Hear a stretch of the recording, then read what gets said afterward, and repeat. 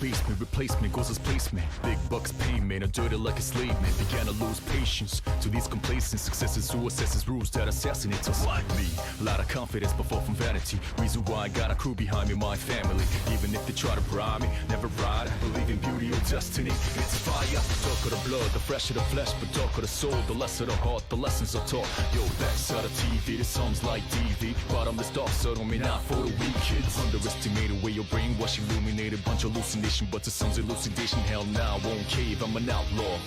Switch my style, count tap for the southpaw.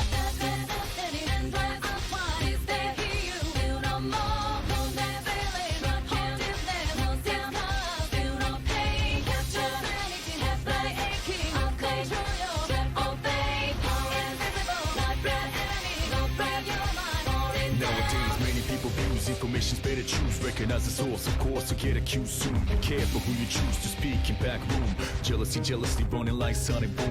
It's messed up how anger and hate looms large in the dark, leaving scars to some, but who's fume? I got my third eye to see through the costumes, lies after lies. Middle finger from Lotus Juice. This potholes beyond dark, is all so intriguing. Lost ones drunk off a pool of money dreaming. Dancers to battling against these demons. Brave souls even screaming, oh please Jesus. Money makes the world go around, who the richest? Mother Teresa, but they never listen to me. Kept dressing with a fake cover and spitfire, burn these dreams, baby, baby, baby.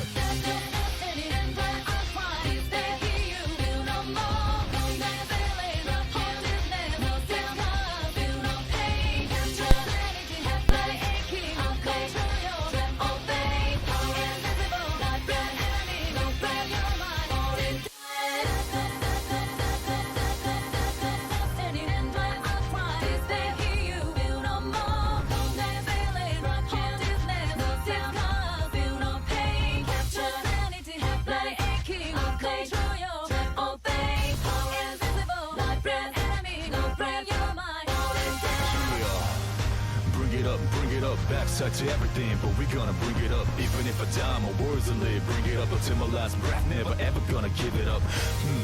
Ridiculousness, suppose it's sick business, but we ain't gonna be fooled by these sickness. My brain is safe and sound with pure goodness. I guess comparably, so just throw your hands high in the air. In the air, so I can see how you're feeling. Put it up in the air. When I say yeah, I wish you say it back, say oh yeah. Yeah, I love it now. Let's change the world.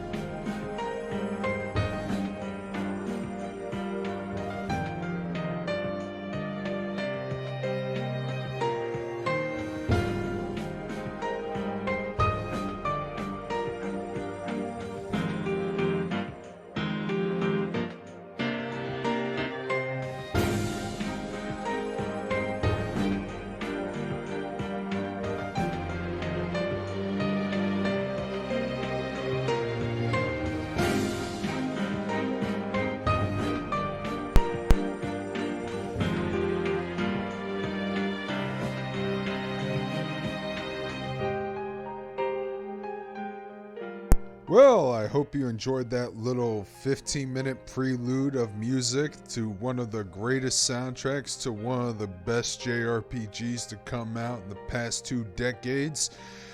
What you all just heard was music from the Persona 4 soundtrack. The first song was a Reincarnation cover specialist, which let me apologize regarding that I forgot to mute the stream I had broadcast in the background, so that one had vaporware to it. My bad. But the second song, by the time second song came around, I fixed that, and that was the live version of The Almighty, which is one of the final boss songs, probably my favorite final boss song in most video games ever. That's a song I want as my ring entrance music, which is what I did when I had WWE 2K13. I customized myself, and because Xbox had that feature where you can play downloaded music as your entrance theme. I had The Almighty as my theme song. The third song is from Persona 4 Dancing All Night, a game nobody was hyped for except for me because A, I was a mark for this particular game, and two, of course I love the music to this game. I want to hear what kind of mixes they can do with it, and I never expected to fall in love with a version of Backside of the TV, which had lyrics by Lotus Juice, who did the lyrics for Persona 3, and the last music I played to end it all off is... I think it's called Glimpse of a Memory or Glimpse of Memories, which is the menu music of Persona 4, which I thought, because of what we're talking about or what we're going to open with, we are going to, I decided to pick a little more somber song in order to end things up, but yet begin this little Weeb and Talking. But yeah, in case you guys were living under a rock, which to be fair, I was too, because, I totally did not watch the PS5 event. I didn't see anything of it other than the fact that they're re-releasing Grand Theft Auto 5 for the 15th time and everybody hates it. All the games I'm excited for on the PS5 event, like I was looking at, like, that looks kind of cool. Okay, oh shit, Demon Souls remake! I know there's a Spider-Man Miles Morales, which I'm okay with. Don't get me wrong. They already kind of built him up in the last game.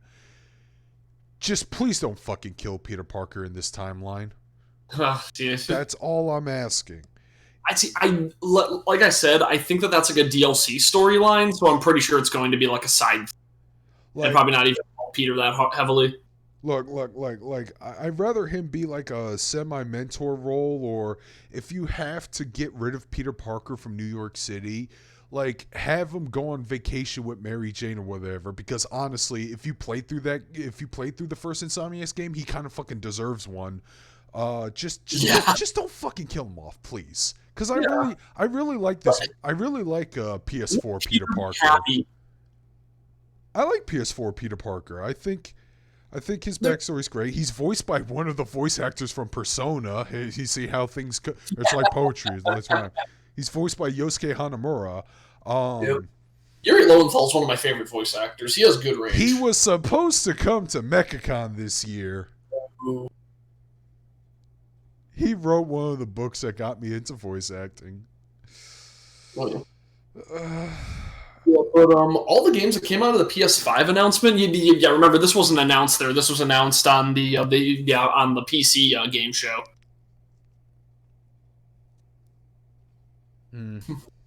But like I said, Spider-Man Miles Morales, that's fine. You did build it up last game, and I don't have anything against Miles. Not this version, not the PS4 version at least, because they actually did give him a good amount of material. Just please don't do the stupid SJW thing and just murder Peter Parker off for like the third fucking time. For starters, I'm going to spoil a little thing from Spider-Man PS4. You know Officer Jefferson Davis, if you've seen... Well, in this timeline, he's fucking dead. Okay. Yeah. So... Yeah, that's something. I have always had an issue with writers not knowing how to handle both Peter Parker growing up and Peter Parker being happy. I don't know, man. Like... No, it's been a severe problem. Do you know about One More Day? Who doesn't? That's people who are clinging on to the past. Or let's be honest, Joe Quesada is a fucking boomer. Yeah. He really is. No, Peter's got to be single forever. No. I can't have Peter be happily married and grow up and move out of his aunt's basement.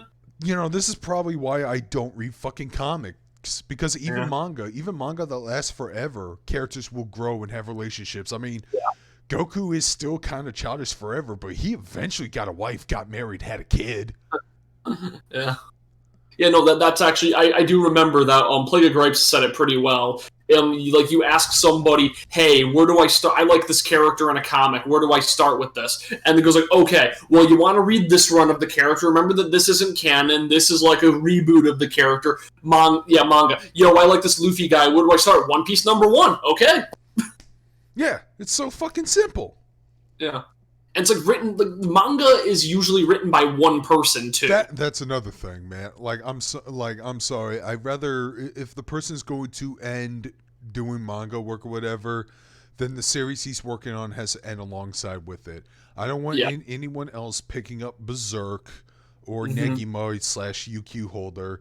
It has to be that guy. I want one guy because you know what?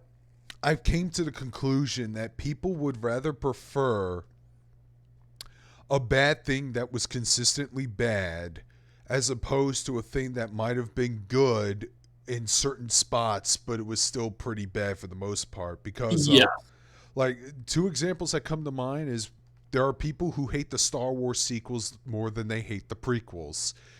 And, which is, well, I don't agree with that entirely, but I understand when they say, well, at least it was consistent with George Lucas's version because he was in control of all three of those films. I'm like, fair enough.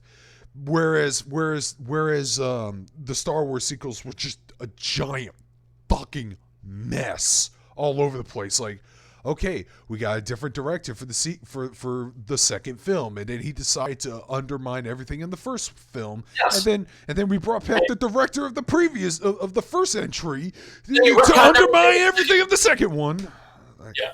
So my stance on that is that the Star Wars prequels I think are worse made movies, but they're more enjoyable than the sequels. The sequels are the most boilerplate, lukewarm nonsense that just feels like it has no message to it.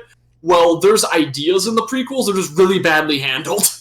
And the second example I have come into my argument of people rather having consistent bad over spotty bad is fucking Justice League, the film. Because people are like, well, because even hardcore fans of those live action films hated fucking Justice League because, and I think it's when Mangus, he talked to me, he said, "Oh, Justice League fucking sucked." And I'm like, "Really?" He's like, "Hey, say what you want about Batman v Superman, it was still consistent in tone and everything." I'm like, "Oh, just really horrible." So I don't know how the Snyder Cut's gonna roll out, but we'll see when it comes out. But anyways, oh god, I'm so morbidly curious about the Snyder Cut, but my problem is I saw Justice League. I don't remember a single thing about Justice League.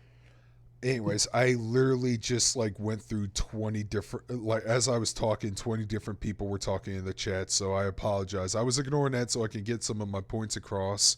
Yeah, GTA 5 I really, really like. The only thing is, if you're going to re-release it on PS5, can it run 60 frames per second like the Steam version?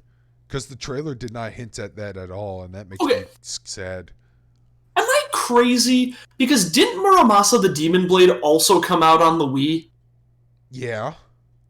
Okay, because that's what always throws me off is people talk about that game, and I'm like, yeah, I remember that. It was on the Wii. Yeah. But I remember was it different on the Wii or something? Because I remember it got really bad reviews when it came out. I don't fucking know. I just know I had a friend in college who owned that game. He loved the shit out of it, and I played a little bit of the game, and I thought, I think this might have been my first Vanillaware game too.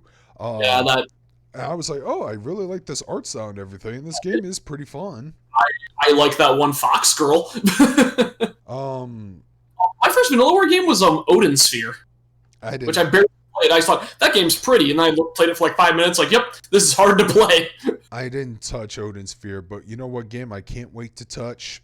13 Sentinels: The Aegis Rim, which apparently they have a release date. It's coming out this September. Hell yeah!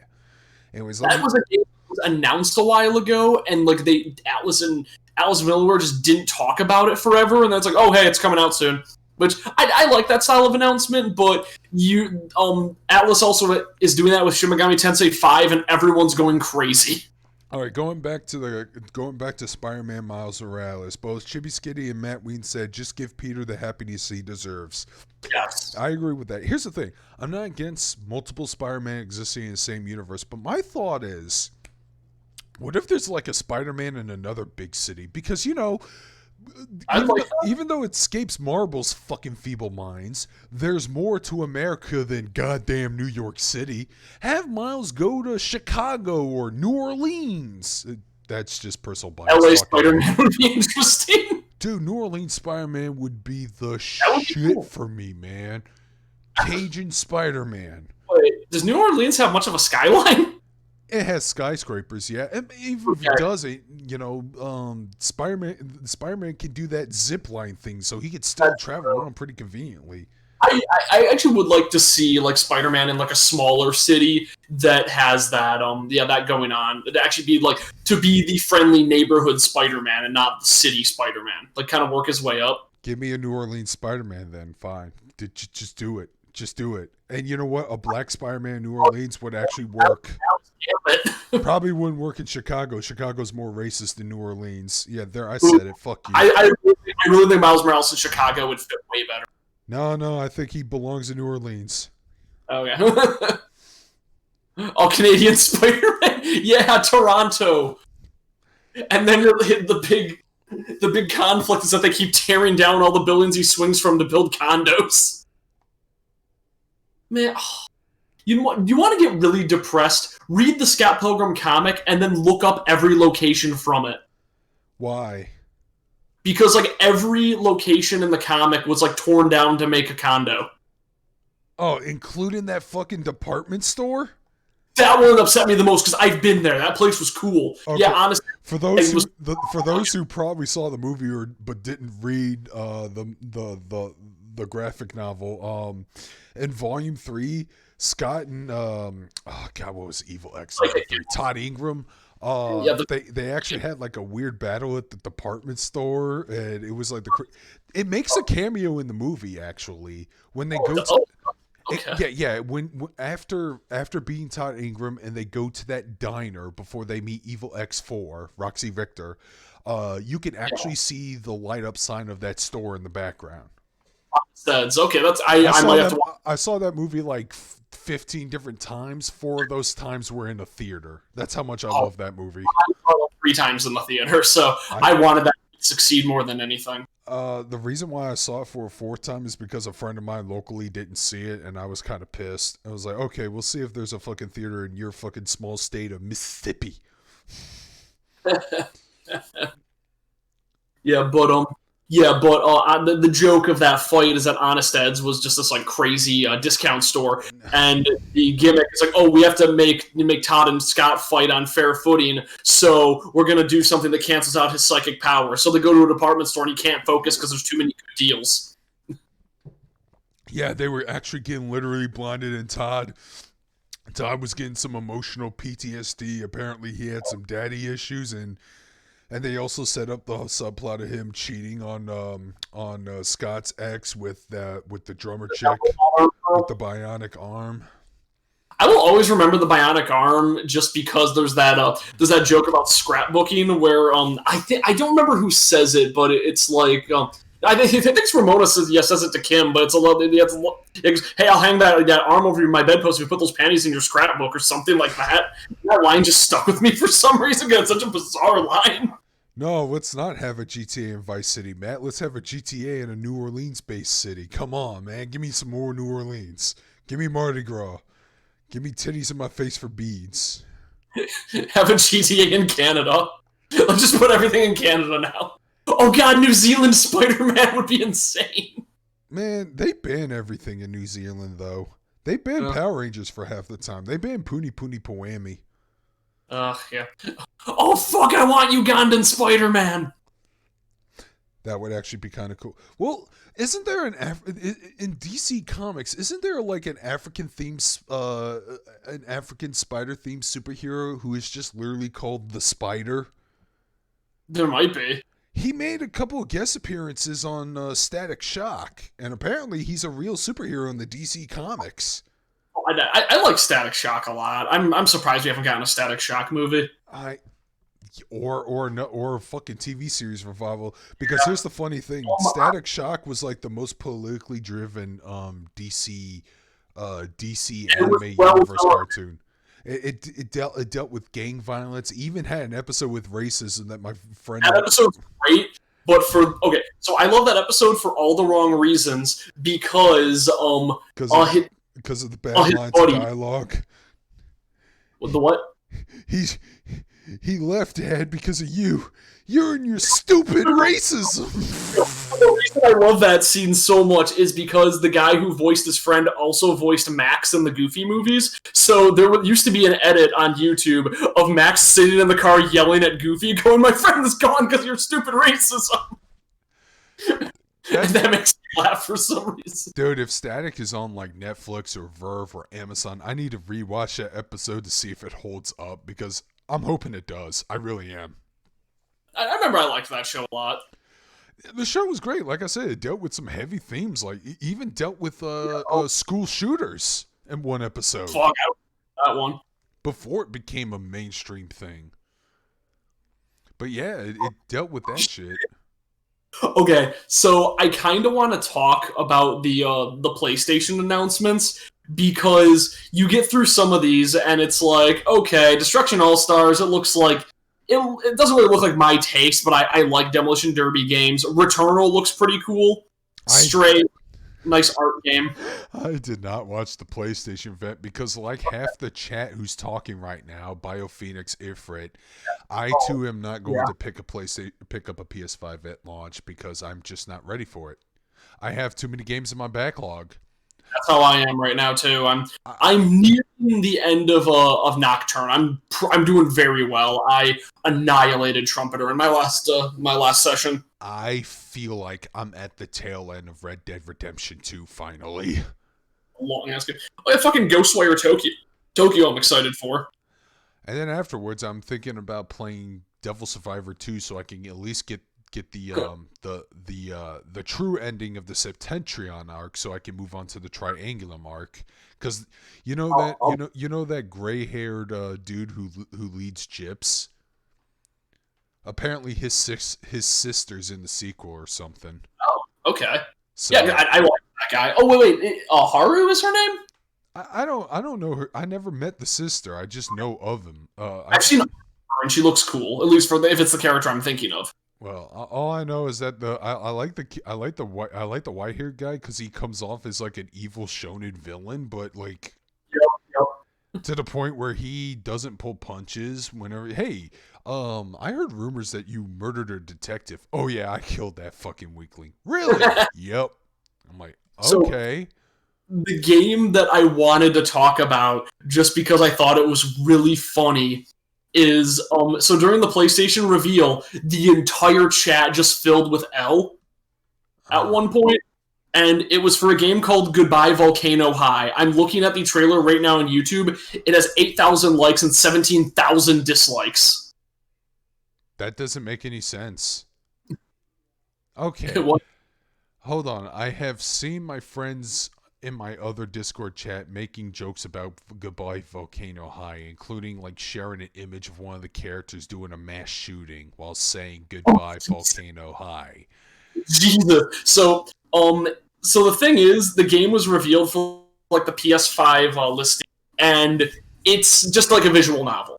Like there's nothing really graphic. Hold on. I thought you said it had 8,000 views, not 8,000 likes. Okay. No, 8,000 likes. 17,000 dislikes. I saw the trailer and I thought it looked stupid and pretentious. Yeah. No, that's how I felt too, but apparently people really, really hate it. And I was like, wow, that came out of nowhere. I'm actually not surprised other people are hating it, because it looks like another Life is Strange bullshit. It probably has nothing to do with the furry aesthetic. No, honestly, it just looks like this like kind of pretentious thing. It does. I think my favorite reaction to it was because Pat's stream took forever to go up. I watched Matt and Liam's watching it, and then Liam's just going like, oh, is this Monster? Yeah, Monster Prom? Oh no, wait, no, I guess it's not. The Monster Prom looks better.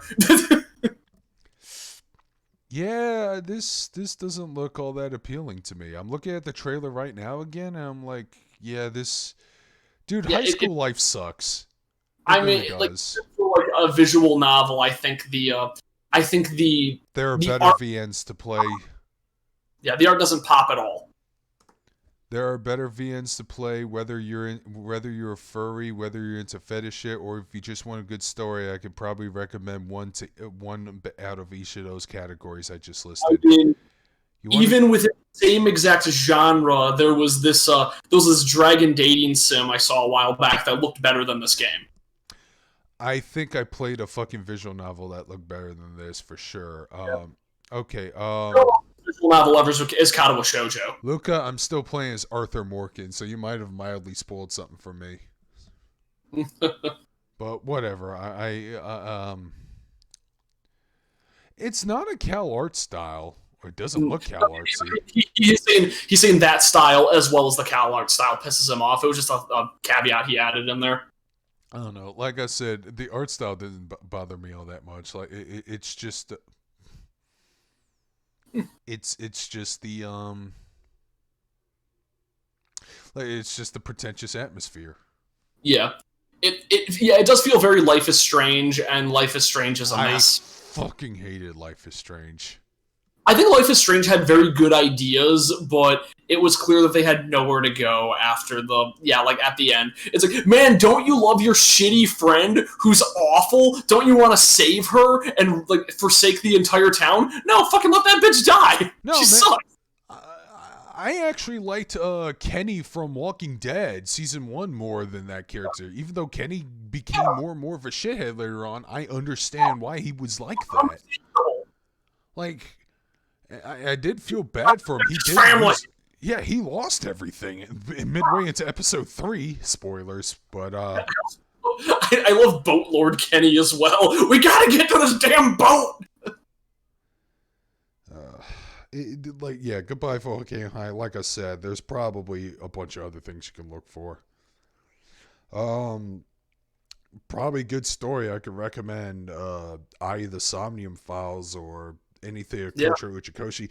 There's a new visual novel game coming out. I want to say probably at the end of this month, which is directed by the guy who directed Danganronpa. It's a Japanese live action VN. That sounds fucking weird. Well, yeah, I don't know if you ever heard of a game called 428 Shibuya Scramble. No, I haven't. That's also a live action VN. I'm in the middle of playing that. I have it on Steam. Yeah, it's pretty weird, but I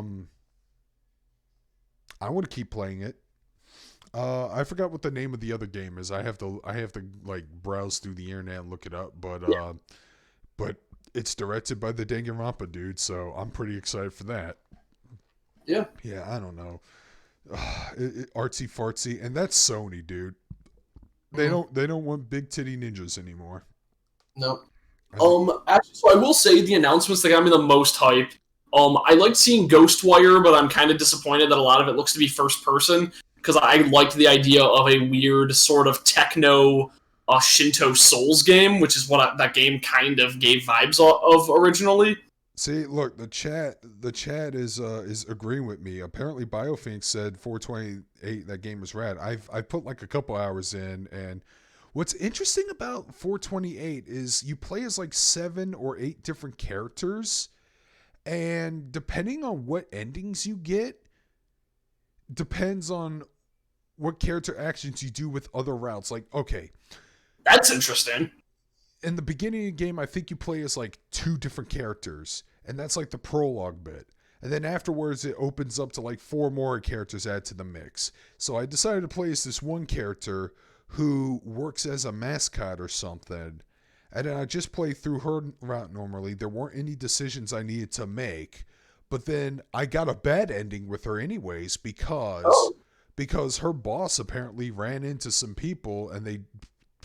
I don't know, Yakuza maybe, that just dragged them away. And she's like, but wait a minute, what am I going to do about my money? And then I got the bad end, and the game tells me, if only there was someone who was able to stop those 2 people from confronting him. And I was like, so I have to play through one of the other routes to see if I can prevent that shit from happening. Yeah, I actually do like games that set up those little routes and shit like that. I like really subtle, pathing in games that like the first time you're playing through, it doesn't feel obvious what route you're going on. But yeah, like I'm getting a bit of that with Nocturne, even though the choices are very binary. There's just so many of them, and you're kind of kept in the dark so often that you kind of don't know what path the game wants you on or thinks you're on. Okay, let's see. Because I talked about this game too during on the latest episode of Absolute Counter, the Final Fantasy VII spoiler class. We still had a news thing. Okay, I found the name of the game. It's called Death Come True. It's a live-action Japanese game, but it's directed by the guy who directs Danganronpa. And, Dang it, Grandpa. Yeah, and it's about a dude who wakes up in the hotel with a monster chasing him, and he has amnesia, and he needs it's a murder mystery game. But let me send you the link. I think it might actually appeal to you because it's still. Even though it's live action, it still has a very stylish aesthetic to it. So yeah, the game is Death Come True. Oh yeah, that I can tell that's Danganronpa immediately, even with live action actors. I wonder if the artist of Danganronpa actually did like his interpretation of these character designs. I would like to see those. That'd be really coul. Yeah. Oh, fuck, what was that? Yeah. So that's like the thing where I was talking about the like subtle choices. I remember I was playing the original Devil Survivor alongside one of my friends, and there was a particular character like, oh man, I fucking hate this guy. It's like he's the absolute worst. Then the guy was like, oh, you're gonna learn to like him eventually when he joins your party. Then I played a little bit further, like, nope, he's not gonna join our party. He's fucking dead. It's like, what? You can kill him? Like, yeah, you can, and it was awesome. What's funny, I felt the same way about a character in Devil Survivor 2. Where and here's the thing about Devil Survivor. Have you played Devil Survivor 2 or know anything of it? I don't play it. Okay, so in Devil Survivor... I watched the terrible... Okay, in Devil Survivor 2, what's interesting about the story of this game is that the characters download an app called Nicaea.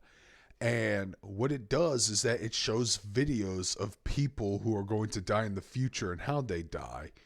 And one of the party members comes off as a fucking bratty asshole idiot, and I immediately hated him.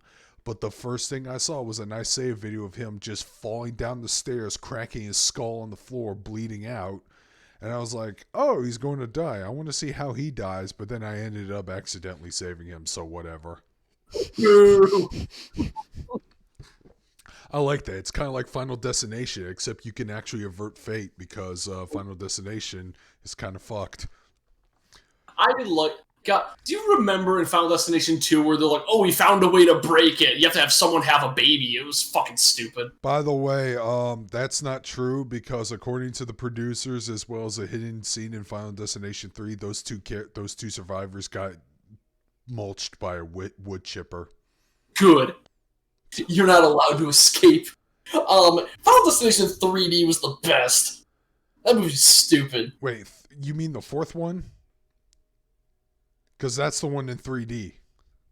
Wait, The Final Destination was it called, or? Yeah, The Final Destination. That one was really stupid. That one was great.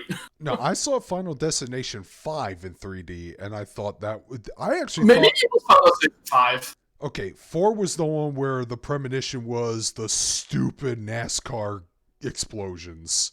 You know what? No, it was 4 then. Yeah, it was the NASCAR one I saw in theaters in 3D, and I loved it. See, because it was fucking stupid. Final Destination 5, I actually thought was a legitimate, enjoyable movie. It wasn't stupid like 4, but it still had some great moments. I like the Final Destination movies because of how excessive and dumb they are. I know, but like 4 was just full retard.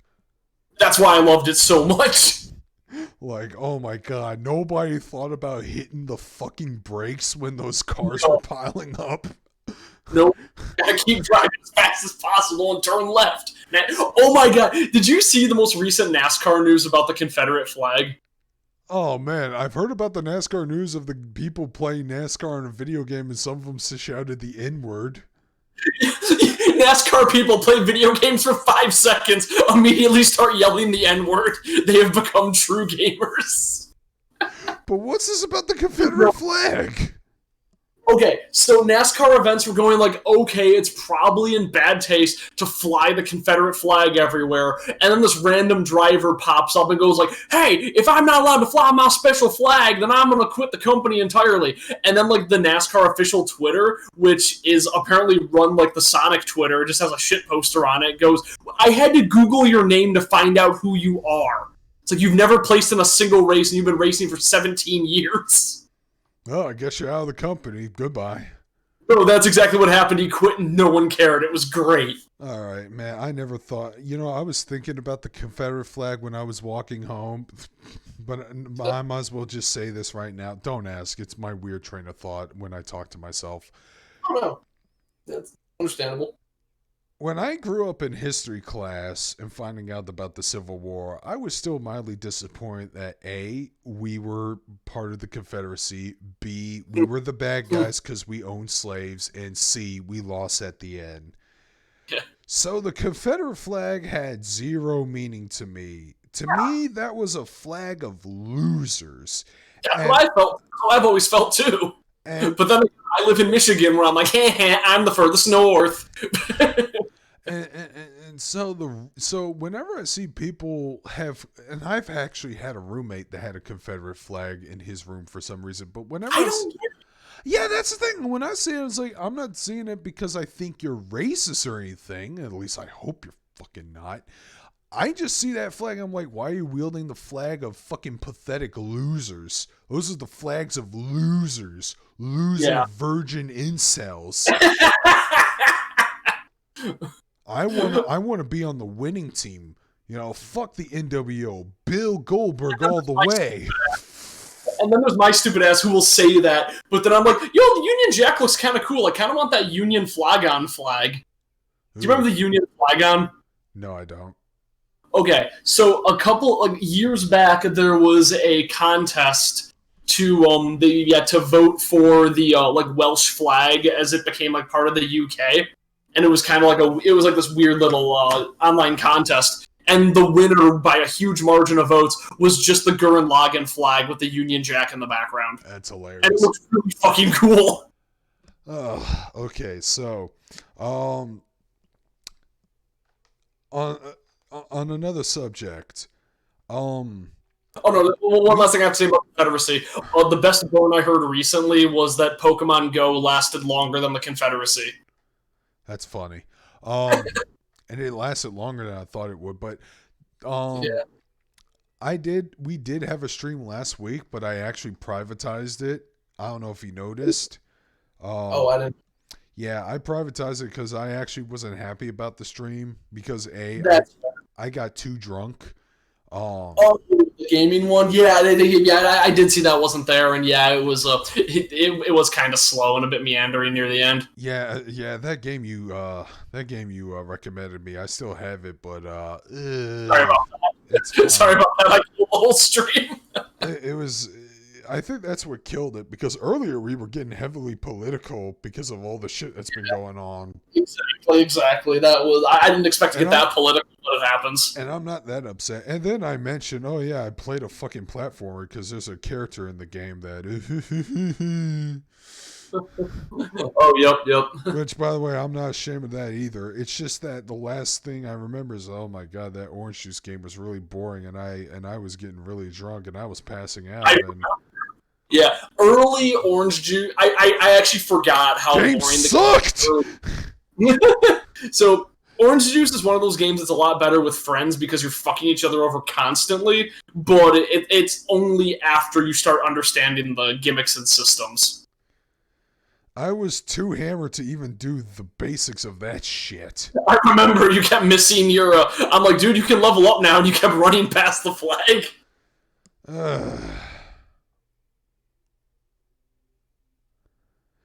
What beans to spill? I don't have any spill. He was talking about he was talking about the riots and Black Lives Matter and all that. And yeah, I'd say in short, like, we're supportive and probably leave it at that because we don't want to get too political again.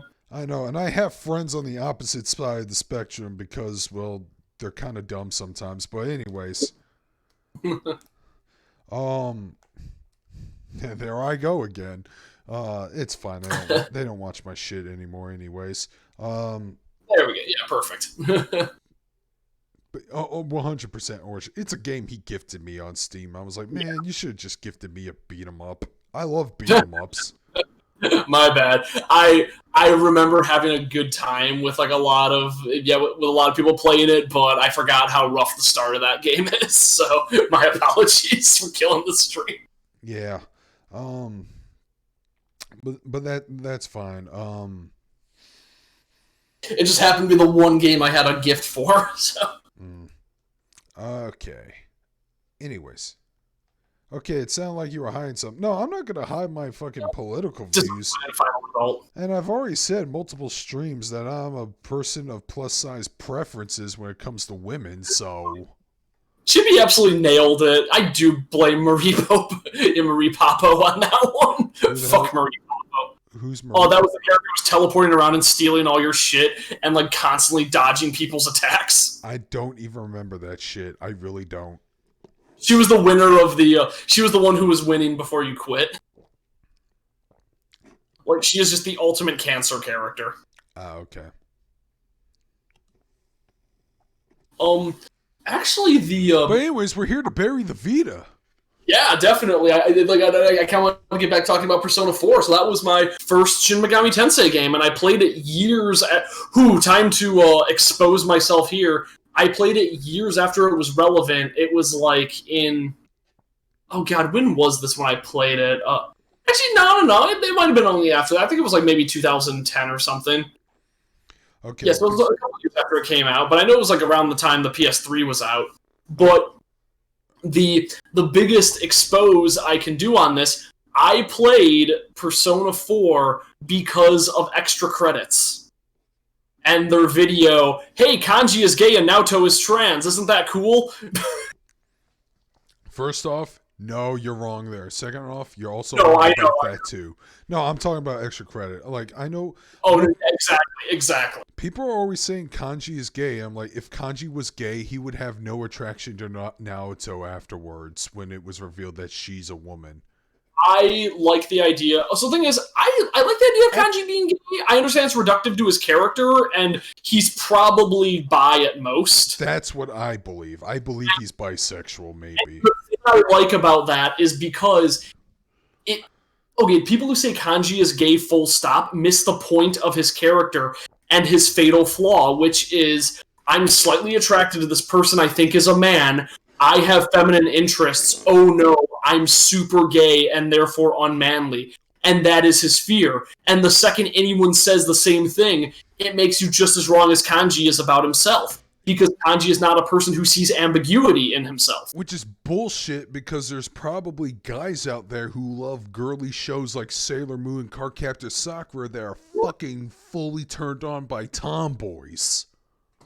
Yeah, tomboy Outback. Raises my hand right there. Oh, so what's your favorite of those restaurant memes? Boy Hooters, tomboy Outback, MILF Denny's. What was the goth one? Goth IHOP. Goth IHOP, because IHOP is a great restaurant, and yeah, I do love me some goth. I was saying that my favorite is Tomboy Outback, and then somebody made Monster Girl McDonald's, and I'm like, yo, nope, full stop, that's me. Dude, no, the Monster Girls deserve a better restaurant. Monster Girl Me too. Arby's. Monster Girl McDonald's flows very well, and it has the same number of syllables as Rock and Roll McDonald's, so now I'm just thinking about that stupid song. No, dude, but McDonald's food isn't that great, dude. Pick a better fast food restaurant. Pick an Arby's. I'm trying to think of one that would flow better for the alliteration, that maybe starts with an M. Ass Girl Arby's. Okay, anyways, Arby's. I don't want to deter from the Persona 4 discussion, because it does, because we do need to segue to the Vita. Yes. Okay.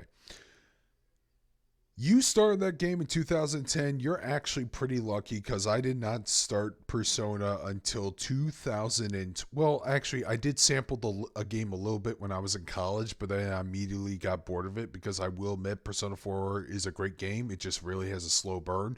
But yeah. But here's the thing. In 2012, they announced that Persona 4 was going to have a fighting game that was developed by Arc System Works, who made one of my favorite games, Guilty Gear X2. And I also did enjoy Blaze Blue for a little bit, so I was pretty excited on this just because it was a fighting game. Of course, my buddy Multifire fucking hated that idea, but I didn't give a fuck about his opinion. So I went up and bought the game anyways when I went to Baton Rouge with my buddy Windsor. And I played the game a little bit. I played through the story mode because the game did have like a visual novel style story mode to it. And it got all the voice actors save for Chie and Teddy. But whatever, it didn't matter to me at the time. And I played it, I enjoyed it so much that I was like, okay, I actually do want to see what the story, because the game is a sequel. It's a sequel to Persona 4. And I was like, okay, I am curious to see what the original story was all about, but I hate JRPGs. I fucking hate them. I can't stand their gameplay. What do you mean Persona? But I was thinking, but the Persona 4 anime adaptation was coming out in a couple months. And I have some Persona 4 friends who said, just if you don't like the game, just watch the anime. It's pretty faithful. There's only one difference, is that's the main protagonist. Mm-hmm. Anyway, Nintendo Switch might just hang its hat. No, it won't. Nintendo Switch, the Switch is eternal. Okay? Mm-hmm. Yeah. It ain't gonna get bodied by the PS5. I'm sorry, but the Switch is its own thing. Hey, can you take your PS5 out of the wall and take it with you? No, I didn't think so. Dude, I could take a Switch to a bar, and that's all that matters. And it looks cool. Like, the thing is, like, yeah, that's the big thing, is that it looks cool when you take it out. It's sleek. Anyways, getting off of that tangent, going back on the thing, I got weirdly impatient, and I was like, okay, you know what? Fuck it. I'll see if I can play through Persona 4, if I can find a copy at a GameStop somewhere. And sure enough, and I think it was like $30. It was like $30 or $40, but I just basically said, fuck it. I'll go in there. I play the game. I play on PS2, just trying to get through and thinking, okay, well, I'm not going to like the gameplay. Wait a minute. There's no random encounters. Yeah. There's strategies in the game where if you like level up the social links, they actually affect your battles. Oh, yeah. My party members can die for me. Yeah. I'm actually really liking the gameplay to this. Yeah, no, I'm the same way. Like, I love the. Well, no, that's the thing that I don't like about most turn-based games. That you go to a fight, you're going to take damage because you're just kind of taking turns, and it's like every random battle whittles away at you. In the case of Persona and Shin Megami Tensei, the press turn system and like the drop system is great because you're earning more moves, and if you just body an enemy, you lose nothing but SP. And that's why I think like losing SP over time was like the best way to handle that. Oh, you can actually have different personas in your main party member. It's kind of like Pokemon, except these things are cooler looking.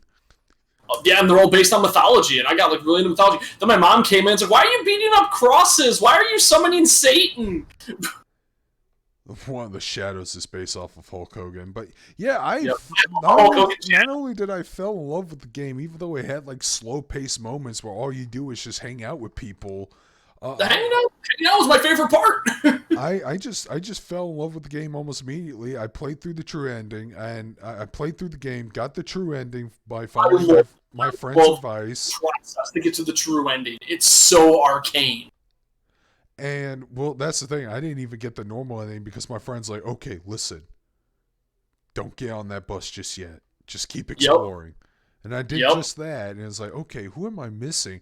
I'm not trying to spoil too much of the game story, but I was like, without much, you get the good ending by refusing the ending the game hands you, and then you also refuse the happy ending the game gives you to get the true ending. But yeah, I played through it, beat the shit out of it, and I played through. And you know what? The funny thing is, I did almost all this in one fucking season. This anecdote I'm telling you, because And then I played through Persona 4 Arena, played through the storyline of that game, continuing where the characters left off and all that shit. Got introduced to the characters of Persona 3 because Mitsuru, Akihiko, Akihiko's cool. Aegis, and who's their fucking support again called? I forgot. Oh, Fuka? Is it Luca? Fuka. Fuka, yeah. Fuka, I was like, oh, okay. And I was itching for more, dude. I wanted to play more of these games. I'm doing that right now. Like, I'm finally getting off my ass and playing through all the PS2 games. And I'm working my way through Nocturne pretty well, and I'm totally ready to hop on Devil Survivor, or Devil Summoner. So I was itching for more, so I went to another different GameStop again to see if they had a copy of Persona 3, and they had a copy of Persona 3 Fez. So I just picked that up, played through most of that, enjoyed it, not as much as Persona 4 because of the quality of life changes and all that shit.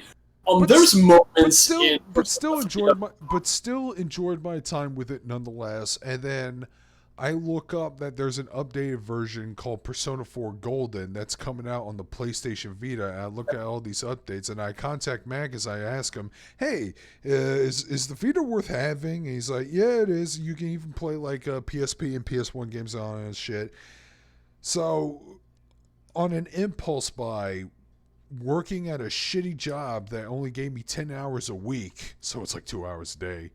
Yeah. I scrounged up the money, got me a PlayStation Vita, picked up Persona. Dude, I picked up Persona 4 Golden first, not even knowing whether or not I was going to get a PS Vita. Oh wow. I was just so in love with this game. I just want to own a copy of something. But then I went and bought a PS Vita anyways. My Vita is fucking white, by the way, because this is the Assassin's Creed Liberation bundle I picked up, which came with a white Vita as well as a copy of Assassin's Creed Liberation, which was another attempt to see if I could get into a franchise. Spoilers. Because even though the game took place in like early New Orleans and had a really cool character design for the protagonist, obviously I couldn't get into it. So, but I played through Persona 4 Golden, enjoyed a lot of the quality of life improvements, enjoyed the ability to fast forward through cutscenes I've already experienced, enjoyed the fusion search system, enjoyed the fact that they have an easier and harder difficulty, enjoyed the extra music, the additional stuff, to the point where it was my game of the year. So I was able to play through both I was able to play through Vanilla P4, P3 Fez, and P4 Golden from like the dates of September through December.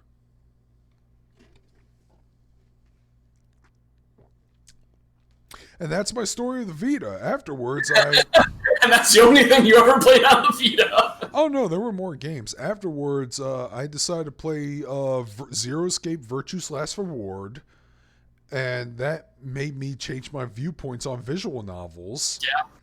And then to the point where I was like looking for recommendations of equally good ones, and Lance recommended to me Corpse Party, which was on the PSP, but I had that. And look, I love the Vita for like a good 3 or 4 years, but I have some criticisms for it too. I even played most of the Neptunia games on there, which Neptunia has its good moments. It has its high spots. I also, oh god, I have a huge library of games there on my Vita. I have Arcana Heart 3. I need to dig through that bag. Danganronpa. Danganronpa's 1, 2, and Ultra Despair Girls. But yeah, I loved the Vita for a while. It's a good system, just unfortunately didn't get the best support. No, it didn't. Also, the fact that Sony decided we're going to come up with our own memory cards was the biggest, dumbest move ever. Should just allow people to use an external SD card. Yep. I like my external on the Switch. Allergies. Well, I'm glad Nintendo learned from fucking Sony's mistake, and I have like a fucking what is it? I want to say it's 256, but it might be a 513 gig memory card on my Switch. I got 250 on mine. Nah, Well. man. I got a lot of fucking games to play on the Switch, which is why I need my fucking capture card. Because I got some games I want to show off. I got some titties to show off.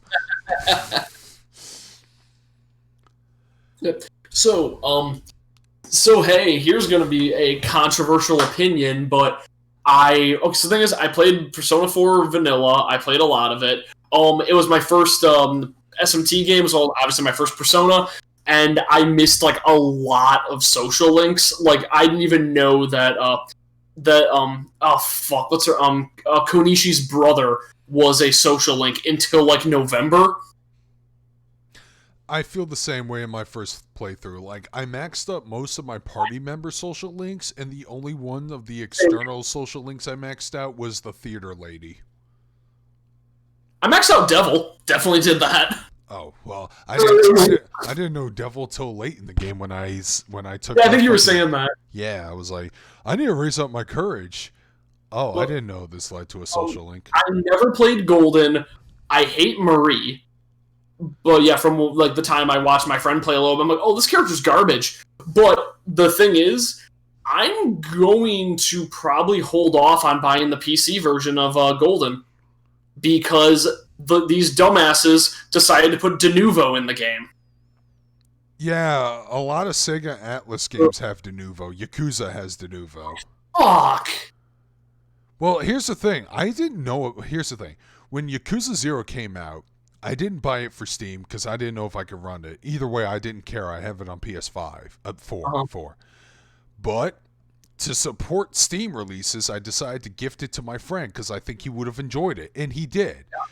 But I didn't know about De Novo until after the fact, so I asked him, who, by the way, hardcore PC gamer, doesn't own modern consoles, has no plans to do so. I asked what his viewpoint. He said there were no problems, no bullshit, no nothing. So it might just be a nothing burger that fucking PC elitists are. Well, I wouldn't call them PC elitists. I would just call them pirate elitists. Have a fucking viewpoint on. I don't know. I might actually. I kind of want to gift him Persona 4. I don't know if he'll like it because it's definitely a very untraditional JRPG. Plus, yeah, but I think that's no. There's another thing. He likes to play his games in English only when given the option because he just hates subtitles. It's great in that game. The English dub is great, but he hates a particular voice actress in that game. You can kind of guess I know who it is.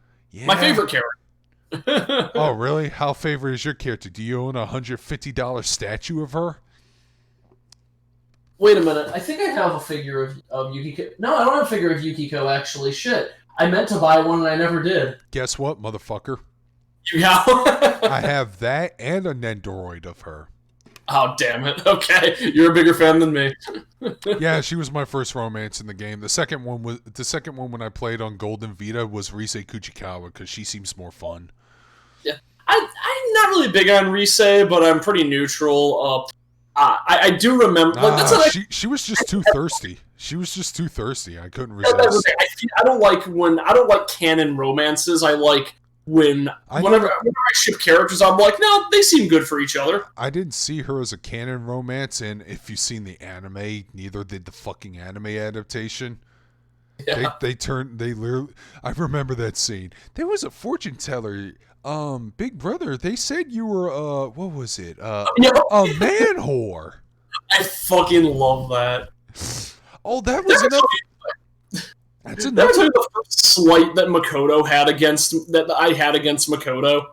That was another thing, during my fucking Persona high, my Persona cocaine, I did end up watching the anime anyways, but my experience was a little different. I decided to watch it with a friend of mine who I know wasn't going to play this game regardless, so I said, fuck it, why don't we just marathon the first 13 episodes together? And he ended up liking it, and then after Golden... It's weird! After Golden came out, and the second half of the series came out, which, by the way, that was when Matt Mercer replaced Troy Baker, but I didn't know at the fucking time, which is why my review on YouTube a couple years back is a little bit erroneous, because Matt Mercer and Troy Baker sound almost alike whenever. Yeah, it's impressive. Like, that's good range to imitate each other that well. But yeah, he ended up loving the anime a lot, and it was a fun experience, and it was enjoyable. They had some really good filler episodes, and god damn it, I love Anime Yu Narukami so goddamn much. He is great. He's so good. He is the best. Do you like Golden Yu or do you like Vanilla Yu? Vanilla Yu comes off as a blank slate character, which is fine because that's all SMT protagonists. Because but then Golden Yu is pick third answer for everything. Don't give a fuck. I'm on New Game Plus. yeah. Like fucking Snarky Yu was just beautiful in that anime. He was just a wisecracking jackass, and he actually made this anime even more entertaining because they turned a character who could have just been a generic blank slate into something more interesting than all the other characters in the game. Yeah, it's pick the ellipses versus pick the wacky answer, and I always like picking the wacky answer. Oh man, I especially love the episode where they go on a field trip to what was the name? Iwatodai. Oh, the location of Persona 3. Oh, I love that part of the game so much. I just love the fact that the entire anime soundtrack switched to Persona's 3s. Yep. I will burn my bread.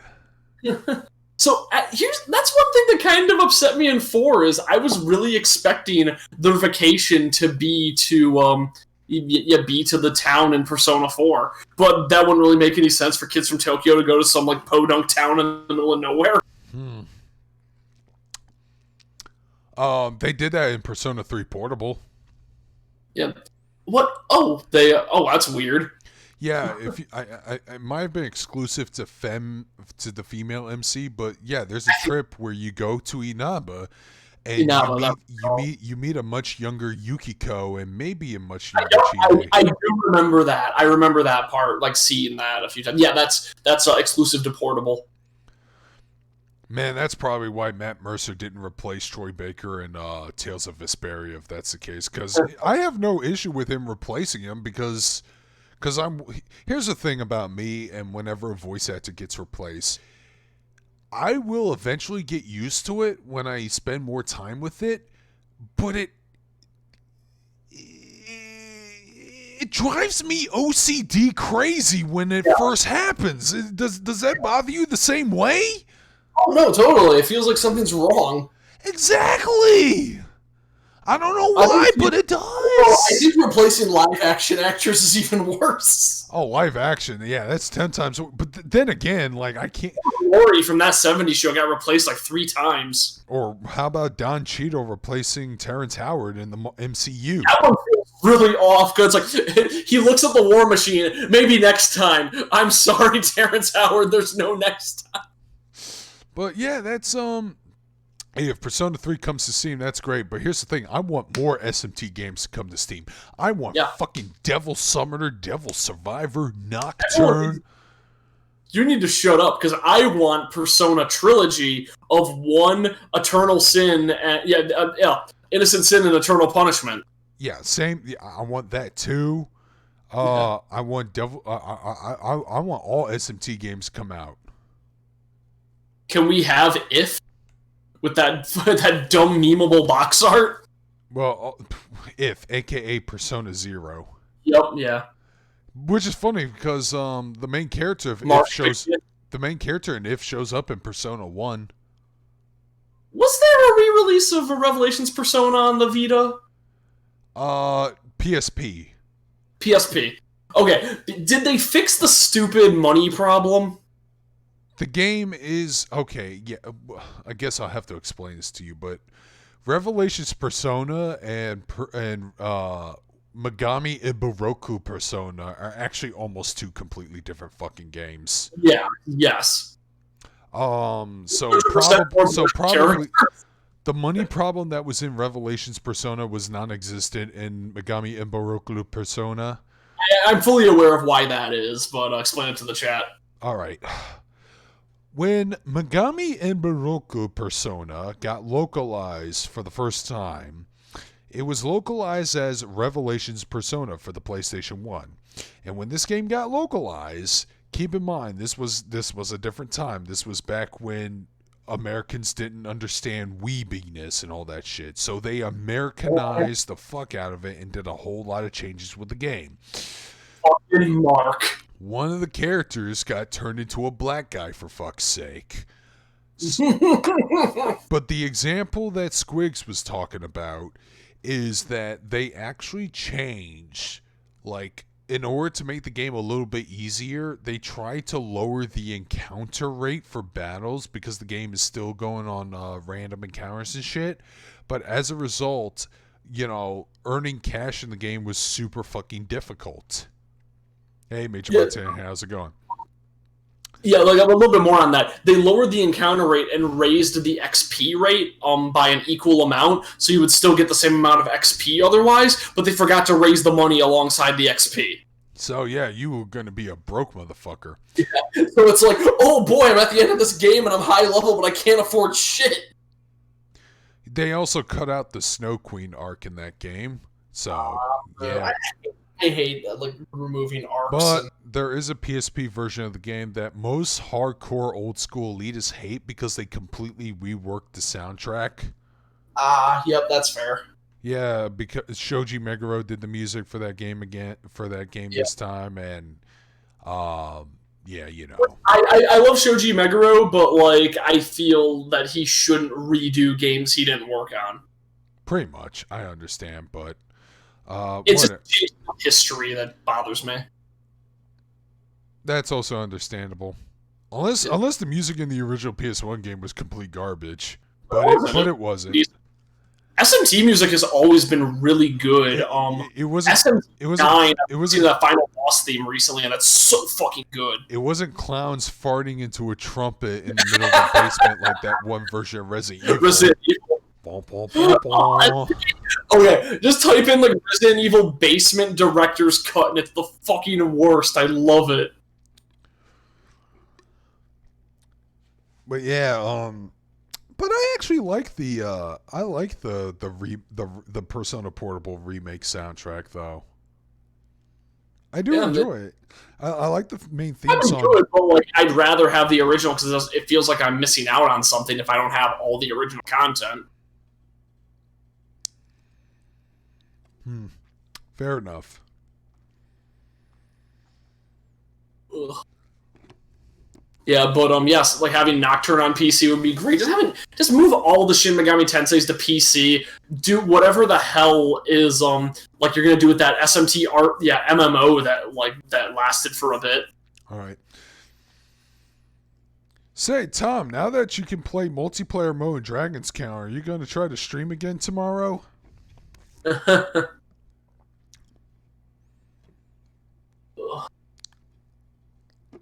I got a D&D session in a couple hours. Oh shit! Again, all right. Well, yeah. I don't want to wrap it up too early. No, of course. Who knows? Maybe I can actually at least give myself some additional time.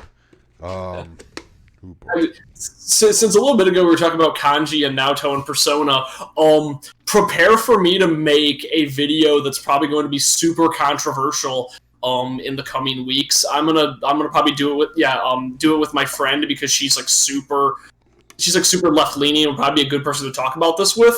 But I want to talk about LGBT characters in games and why it's harmful to assign that identity to characters that aren't, because it undermines what they actually stand for, like the cases of Naoto and Kanji. I hate that kind of argument. Dude, Naruto, the reason why Naruto dressed and disguised herself as a boy was because of fucking Japanese sexism.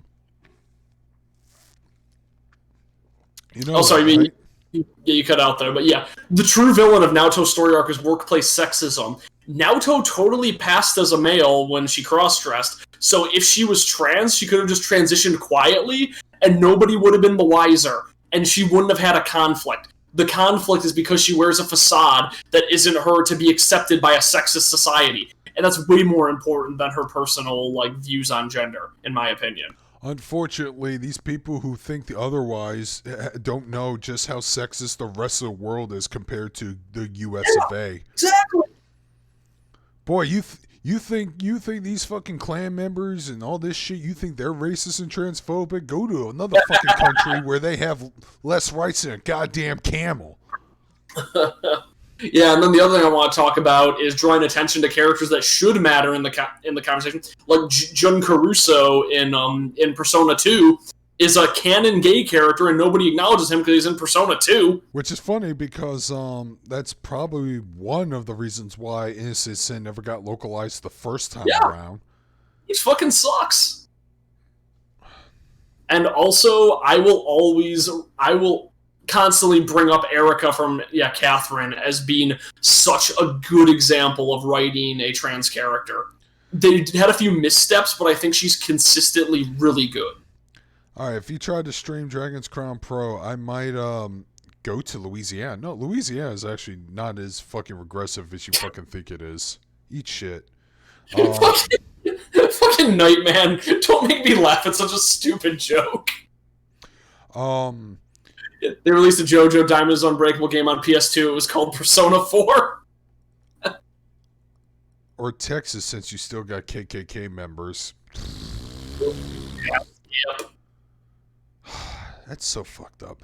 But back to Dragon.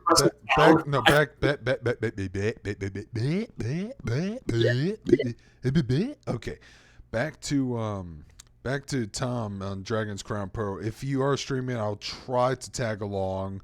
I just have to follow a strict schedule. I followed a strict schedule here earlier today.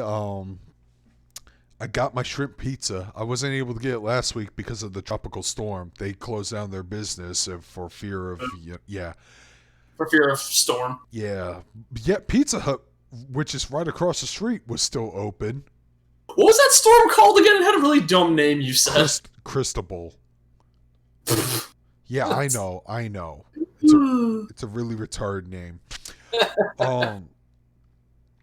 But I was able to I skipped lunch so I can have this dinner, which is shrimp with pineapple with extra cheese, because I need to let people know that I'm a fucking freakish monster. It needs to be barred from reality. But I think I had it a little too early, because afterwards I walked straight to the bar, got myself some daiquiris, and then walked home with a daiquiri, and man, I almost had 3 daiquiris today. I was tempted. But... Oh, no. I have Manhattan, and I'm currently on my second cider. All right. Yeah, that was kind of the joke, Jojo Mon. I was doing a Jimmy impression because I was stuttering too much. But yeah, if it's 6:30, I'll see if I can. I'll see if I can try to catch in time while following a different strict regimen. I'll just probably pick up some vodka bottles or whatever. But hey, at least you can play multiplayer, so that's good. Yeah. Dragon. Oh yeah, I forgot. Yeah, Dragon Crowns Pro could have played with the Sorceress, summon food in a room to heal party back up. Yeah, that's the thing. I did not play with Sorceress very often. I played with Elf. I play as the Amazoness because of course. Yeah, either big muscular women, big chunky women. It doesn't matter to me. I prefer big. Tiki awoke some things in me when I played the game. What's your preference? Big. Big or small. Yeah, that buff corgi meme I sent you was the funniest thing ever. Yeah. I worship the gods for fertility. And then this other corgi with a figurine of Pacheco's like, lol, same. Oh god, I forgot that when I was drunk, somebody started up a thing of can they beat Goku though? And then I listed all the characters who could beat Goku. Then I started screaming about Kirby for an entire paragraph. Dude, Kirby could totally beat Goku. Kirby is insane. If anybody doesn't know Kirby's power levels, look up the Meteor Smash game from, I think, Kirby Superstar. It is insanity. Like, Kirby can smack a meteorite like several light years away in a minute. No, I'm actually not excited for Persona 5 Scramble. I don't know why, but I'm not. I'm pretty excited for it. I just hope it gets announced, all just because of that Jack Frost parade. I don't know, man. I want SMT5 already. Same here, but I will give them money if it makes it happen faster. I'm going to stand there throwing money at Atlas going, work harder, damn it. Here's my fucking concern, though. I love Persona. I've already made that clear, but I don't want Persona to cast a shadow to the rest of the SMT franchise. Because I want to see other... Yeah, I realized what I said there. I don't want Persona to oversaturate and over fucking SMT, Devil Summer, Devil Survival, Digital Devil Survivor, or any other new IP they want to experiment with under the SMT banner. There's an image I love of it's Jonathan from SMT4 standing in front of Blasted Tokyo and just like yelling, "I will create a world where Persona 4 lasts forever." Oh, Persona 4 got milked to death, but it got milked the right ways. See, It did. Persona 5 is trying to do the same thing, but there's no point of a Persona 5 anime if the graphics of the game look that great. Yeah, they fucked up the all-out attack so bad. Joe, play Synchronicity. Here's the thing, like, a Persona 4 anime adaptation makes a little bit of sense because the graphics in the original game look like a fucking Sega Dreamcast game. So you couldn't do much with their animation shit. Yeah. But Persona 5 looked gorgeous to the point where I questioned the use of camera angles in that game. Like, you don't have to hide anything. The animations are beautiful. Just have zoom-ins and all that shit if you want. I don't know why you're doing it this way. There's a YouTuber I like, Nick, called Shrine Fox, who he posts a lot of Persona mods. And I think my favorite one was playing as Igor, because the game crashes when he goes for an all-out attack. That's funny. Just fucking sticks his nose out and... Yep. Better or worse than what happened in Final Fantasy VII? A little bit better. Yep. Yeah, Jojo-mon, play Shin Megami Tensei Synchronicity. It is a Metroidvania where you play as Jack Frost and Jack-o'-lantern. And it has like Ikaruga mechanics where you switch between them to be immune to fire and ice attacks, and it's really well done.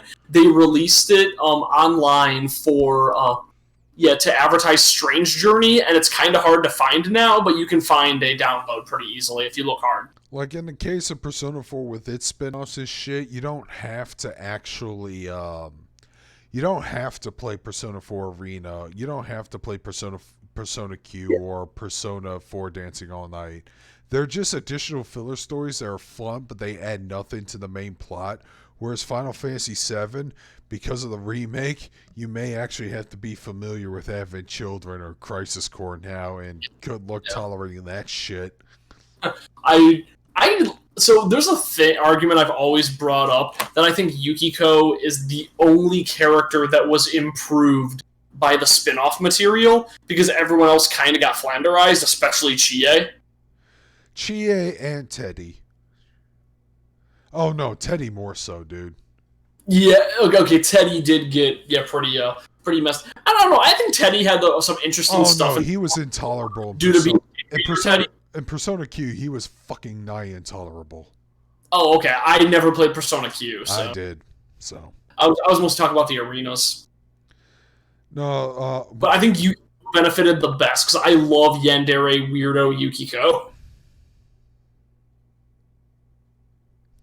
Final Fantasy VII Remake Part 2, Aerith Finally Dies Edition. I'm half expecting them to kill off Tifa just to throw everyone for a loop. Oh man, then you can cut the JR commentary there. Tell me why! Tell me why, you son of a bitch! My God!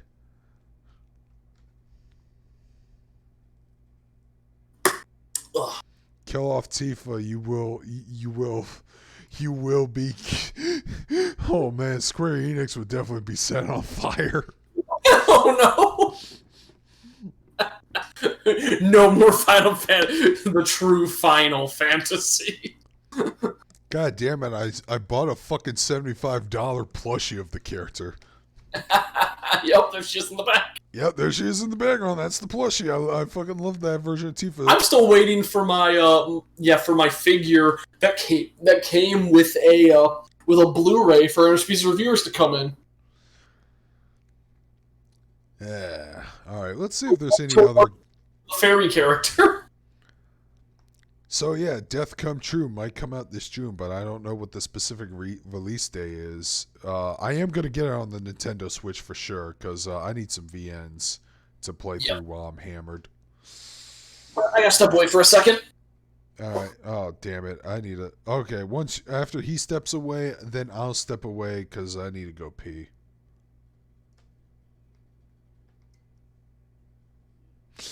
Anyways, remake The Spirits Within. Fuck you. That's terrible. So yeah, I've been in the rabbit hole that is listening to an old wrestling boomer by the name of Jim Cornette because I agree with his viewpoints on wrestling because wrestling is bullshit sometimes. Modern wrestling at least. Indie mud show bullshit. Fucking virgin gamers who don't know how to wrestle. Fucking hate them.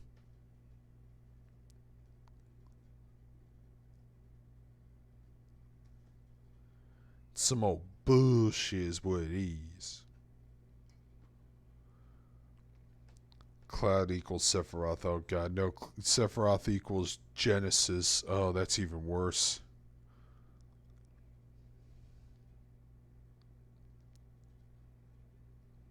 Is there actually a good furry visual novel game so I don't have to pay attention to Goodbye Volcano High?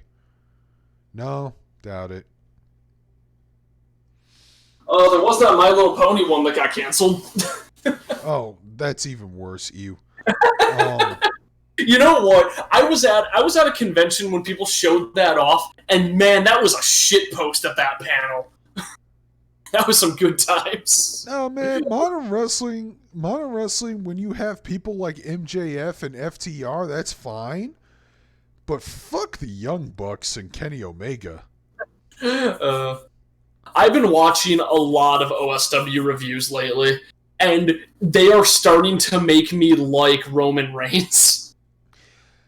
Well, it's hard to boo a dude who's a leukemia recovery person. So, the last episode I saw was them talking about that WrestleMania, and they're going like, yeah, people aren't booing Roman Reigns, but they're not cheering for him either. Man, that's kind of worse. It is. So you want the crowd heated up one way or another. Yeah, exactly. So the way that I think they should start pushing Roman Reigns and the way OSW pushes him is I think they should kind of go for the whole thing that he's trying to break out of the like forced main character role and like come up with his own gimmick. But the way OSW pushes him is they call every single one of his moves the big dog. See, that's the thing. I don't know if I blame Roman Reigns. I basically blame... No, he's a good worker, but I blame Vince. Yeah, I blame Vince. You know what? I would blame some of the creative, specifically Bruce Pritchard, because, dude, I don't know, but a couple weeks ago, there was an interview on Jim Cornette's podcast with the tag team that was on NXT. They're known as the Revival. Mm-hmm. But they recently moved to All Elite Wrestling as FTR, which is supposed to mean fuck the Revival. But they actually had an interview with Corny, and they talked about some of the shit they had to put up with with WWE's creative. It ain't more beef. Look at these men and their beef. But here's the thing: FTR has almost similar viewpoints with Corny in that they want to do classic old school wrestling and all that shit. And I've seen some of their clips. I love their entrance music. It's pretty awesome. I might actually just watch clips of them on AEW just to see how great they are. Yeah. But Good. But apparently, Bruce Pritchard gave them these stupid Hanna-Barbera costume designs, and they wanted them to be a parody of 80s wrestling, which pissed them off because they respected guys like the Rock and Roll Express, the Midnight Express, the Road Warriors, maybe the Fabulous Freebirds, and God, what was the Smoking Mountain team? Oh shit, the something bodies, the heavenly bodies. Okay. Yeah, yeah. So they got offended by that. And it's like, oh no, this is gonna tell a story. It's like, okay, what's the story, Bruce? And he just fucking paused for like a couple of seconds. So, oh no, yeah, WWE's creative. Don't get me started on fucking Jon Moxley when he was on Talk Is Jericho and the shit Vince wanted him to do originally. Turn him into fucking Carrot Top, make him be a prop comic. I'm like, fucking Vince. Yeah, AEW is only like better by like 5% though sometimes. Yeah, exactly. That's the problem. The bar is very low. I know, but I hate it so fucking much. Guys, I watch wrestling because I actually care about the storylines and the people involved in it. And I watch the plot. That's why I can't sit through AEW. Cause and here's the thing, everybody knows I'm a gamer anime nerd, but I would learn to take the business seriously if I'm ever in it. Man, in hindsight, I wish I was a manager because I probably have the voice to cut a fucking meme promo and shit like that, but, you know, goddamn, I probably would start too late. But even if I somehow ended up getting in that position, I would still probably go to a wrestling school to go to management class or promo class. It's like, okay, I want to cut a promo. I want to take this. So you can be off stage doing promos for him as his voice. Here's the thing, I do want to take it seriously, do my job seriously, because that's my work ethic when I care enough. Here's the thing that made me lose respect for Kenny Omega, made me almost compare him to Vince Russo. Oh fuck, that's a bad one. Yeah, what did he do? Apparently he didn't take wrestling school seriously. I forgot what he said in an interview. It's probably in one of Cornette's clips, but when I heard that, I immediately just oofed so hard I farted. I oofed and I'm like, wow, that was a very Russo-esque thing to say. I don't think I like you anymore, you stupid. Get hurt in every country and every division. Like, wrestling is the most dangerous career you can have. Yeah, it is. It sucks, but it's the truth. You're doing a live stunt show every night across the country. That's why I wouldn't be a high flyer, dude. I would try to play as basic as possible because I want to be safe. I don't want to get hurt unless the fucking medical insurance is phenomenal. Yeah. Even moves that you'd think would be safe fuck you up. The fact that Hulk Hogan had spinal damage from doing too many leg drops is insane, because that move looked so safe. But he did it so many times that it fucked up his spine. Yeah, it is an Omega fail, Oniryo.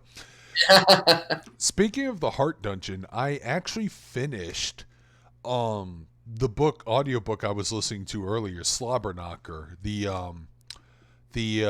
autobiography of Jim Ross, and it's a great audiobook from start to finish. I can imagine. Jim Ross is great. Yeah, and of course Jim Ross narrates the whole thing. If he didn't, I wouldn't buy this audiobook, but I'm glad he did. Audiobooks narrated by the authors. Yeah. That's why Disaster Artist is my favorite audiobook. Oh, Greg, yeah, Disaster Artist is a great audiobook. But I remember Jim Ross, couple highlights. There's one criticism I have, and it's more of a factual error. But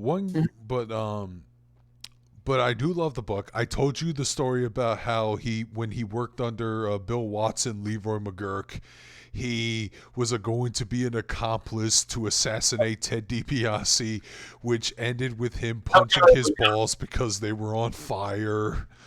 Yeah.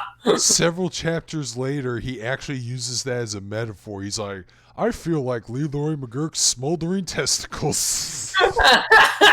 I love callbacks in stories so much. But the other highlights are his perspective on the Montreal screw job and what the hell he had to put up with and all that shit.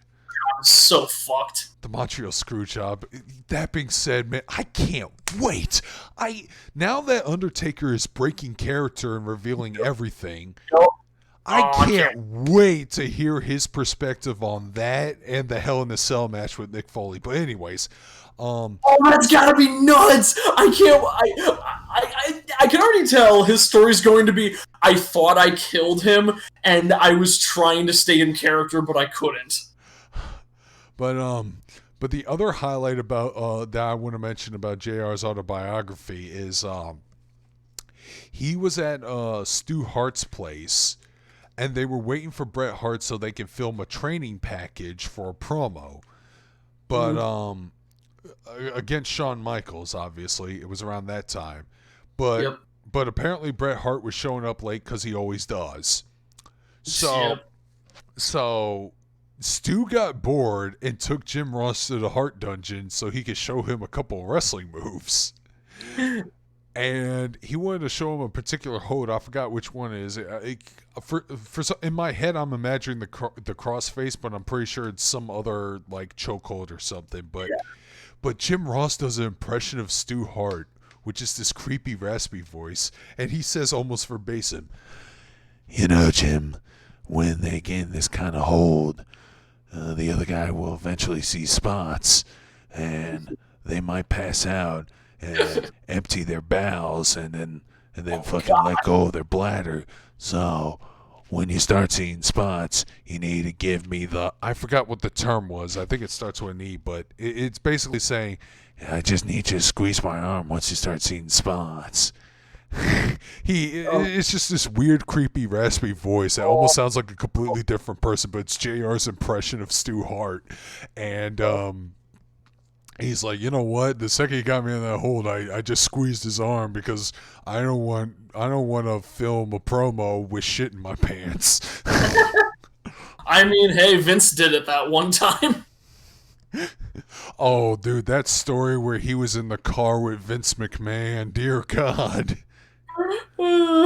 He had his eye off the road the entire time, and apparently Vince is such a competitive, prideful freak that he needs to be the best farter too.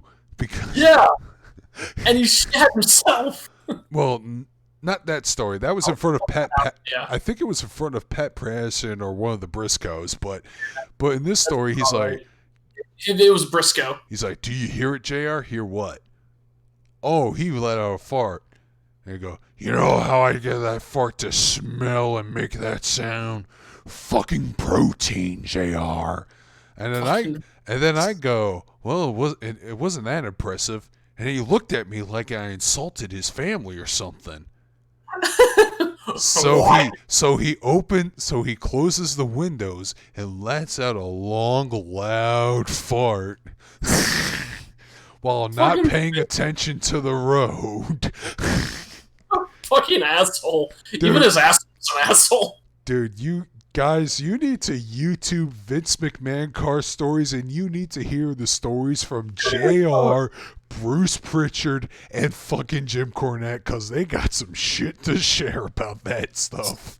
Well, fucking Jim Cornette saying that after he got the ticket from the officer, he revved off his car so much and spreaded gravel on that guy, he looked like he got bukkakied by the pavement. Yeah.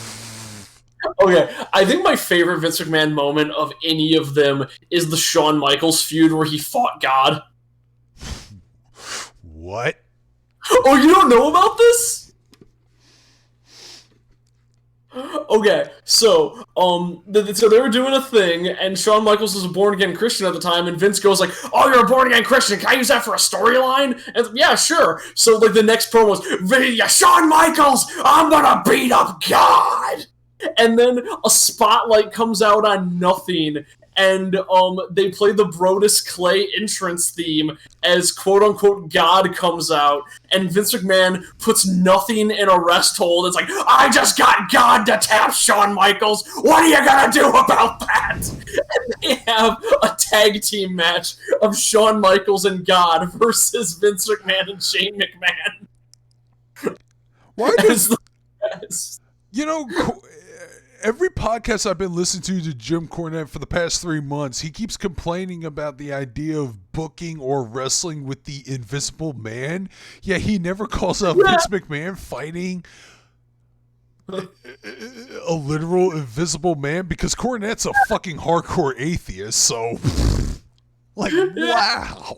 It's like no, I will send you the clip of like God's entrance because it's amazing, and it's on WWE's official YouTube channel of all things. Oh my god, Vinny! It is my favorite clip, and I love playing Shin Megami Tensei music over it. Oh yeah, he should just come out to the boss music from Nocturne. I'll Sacrifice the Son of Heaven. Well, I here's the thing. I've been on a wrestling kick lately because of this pandemic and the way my work hours are. I listen to more podcasts nowadays in order to catch up. I'm listening to Jim Cornette, a little bit of Eric Bischoff.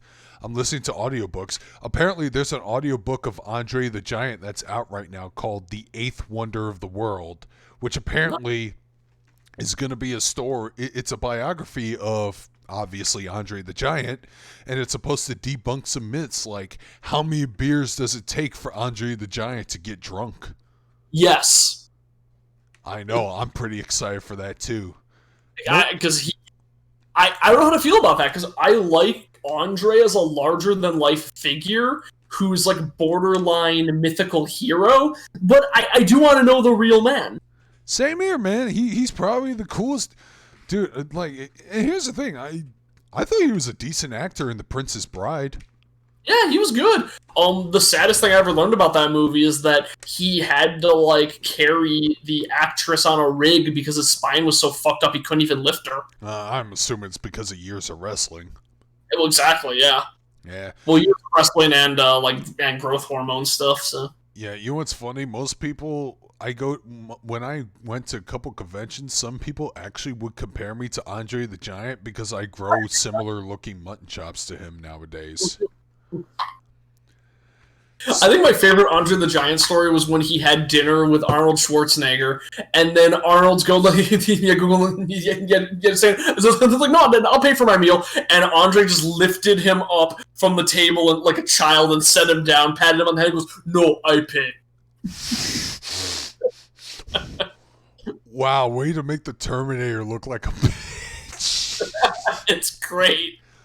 Oh, Andre the Giant was amazing. I'm so glad that there's a Street Fighter character that's based off of him.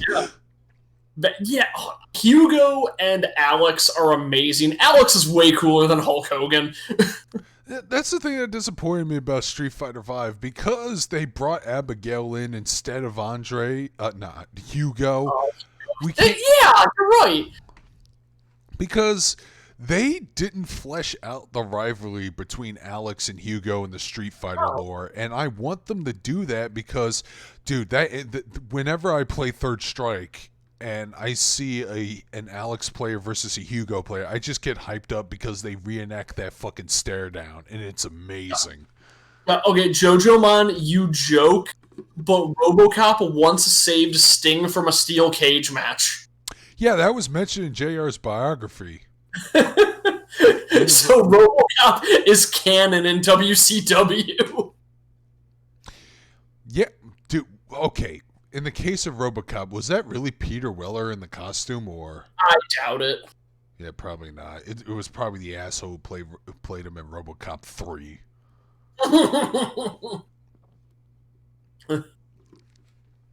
God, that scene was so dumb. The That whole movie real sucked. RoboCop would have just shot the 4 horsemen in the dick, each of them.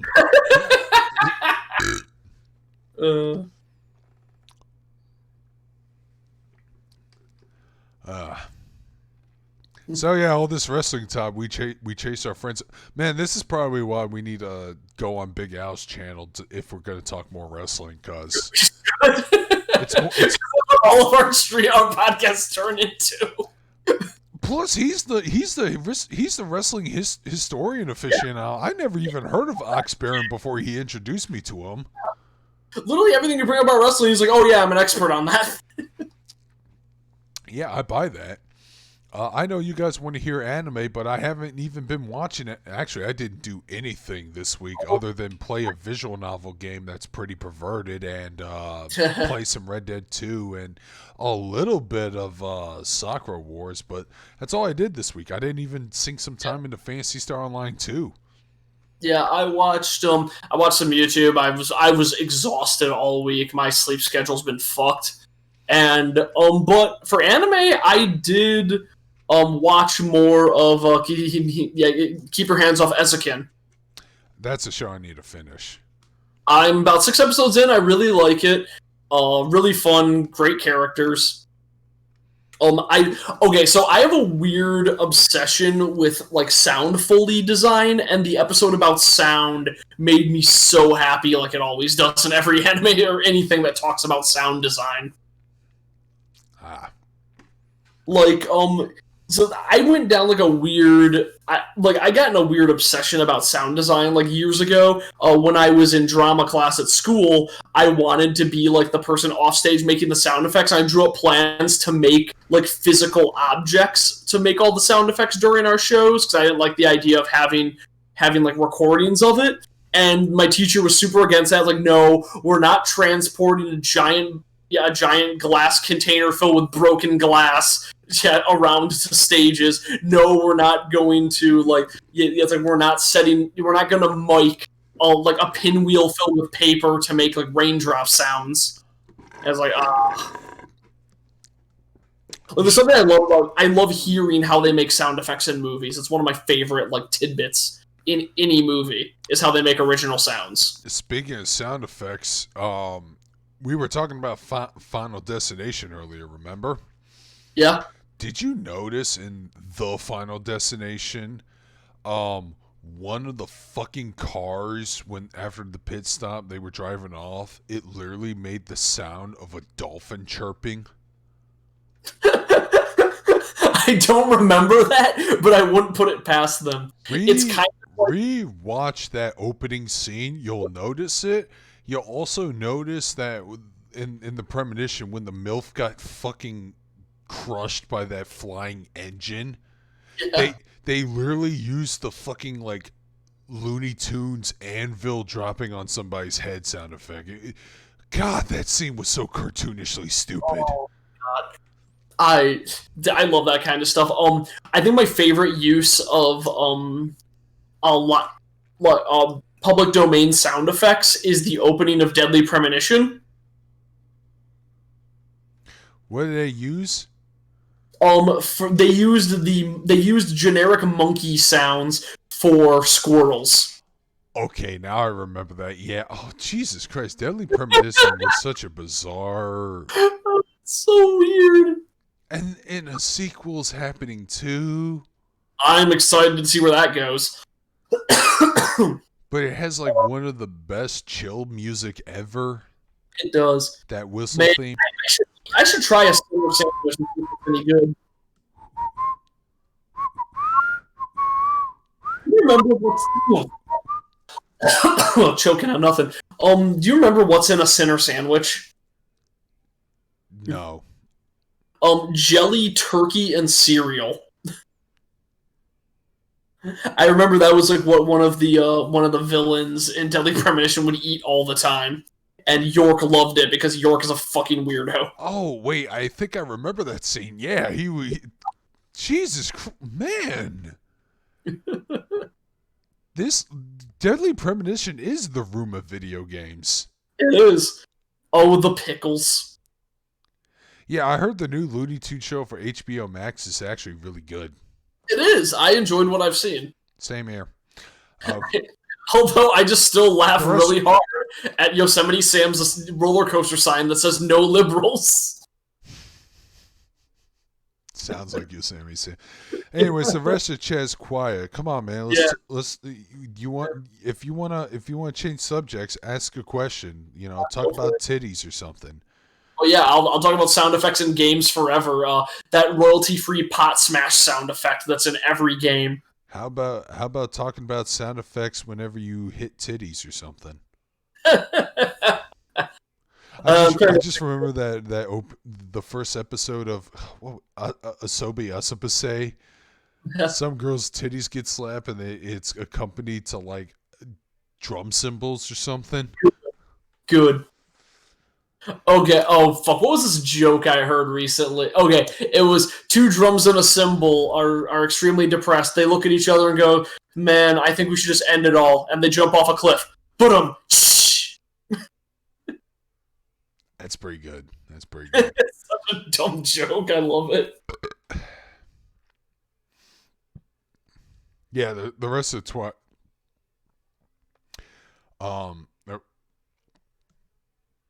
the rest of the chat's getting very fucking quiet, man. It's just Jojo Mom. Even though it's 10 people. I don't know, man. I want to see other people. Maybe I accidentally pissed off Yete when I was shit talking Kenny Omega because apparently he's a mark for him. Yeah, it happens. Well, honestly, it's how I feel, man. Like I here's the thing: if I take wrestling seriously and wrestling is good, that's when I have fun. And I know a lot of people call Cornette for it being a no fun guy, but I disagree. I think Cornette can have a lot of fun if you actually give him what he enjoys.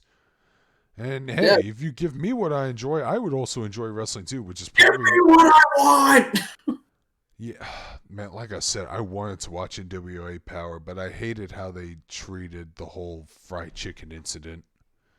Oh boy, yeah.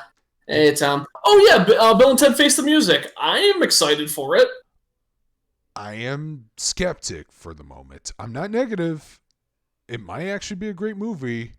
But I'm still cautious on Bill and Ted Face the Music. I like the idea. So the idea I had for it is that Bill and Ted are grown up and they have their kids and they still act the same and their kids are horribly embarrassed by how lame they are. But I think I like this more, that like they never wrote the song that actually like saved the world and that the world still sucks. To be fair, the world does suck today. So if they use more contemporary things, I could kind of say, okay. It works. Oniria asks, does poorly executed sexual fan service skew a character or someone's view on a character? Well, I could see it. I can see it skew someone's view of a character, but as a character themselves, it kind of depends. Like, honestly, despite like some people's thoughts, our being a lolicon, I don't think really hurts his character all that much. Look, one of my favorite characters in Negima is Evangeline Anastasia Catherine McDowell, and she's a lolly vampire. I think she's a really cool character. I don't like the way she's dressed in her fucking costumes, being a lolly, but I still think she's an awesome character. That being said, I can understand people getting their views skewed, but at the same time, like I don't know, man. If you claim to be an anime fan and you get upset by some woman wearing a bikini, then you've been an anime fan for 5 minutes at this point. Let's be honest. The only time I've ever like been weirded out by fan service is when it's for a fetish that is awkward and I don't like it. Like I remember awful show, but it was Astelica of the Rogue Hero had way too much time devoted to, oh no, the girl really has to pee, but she can't.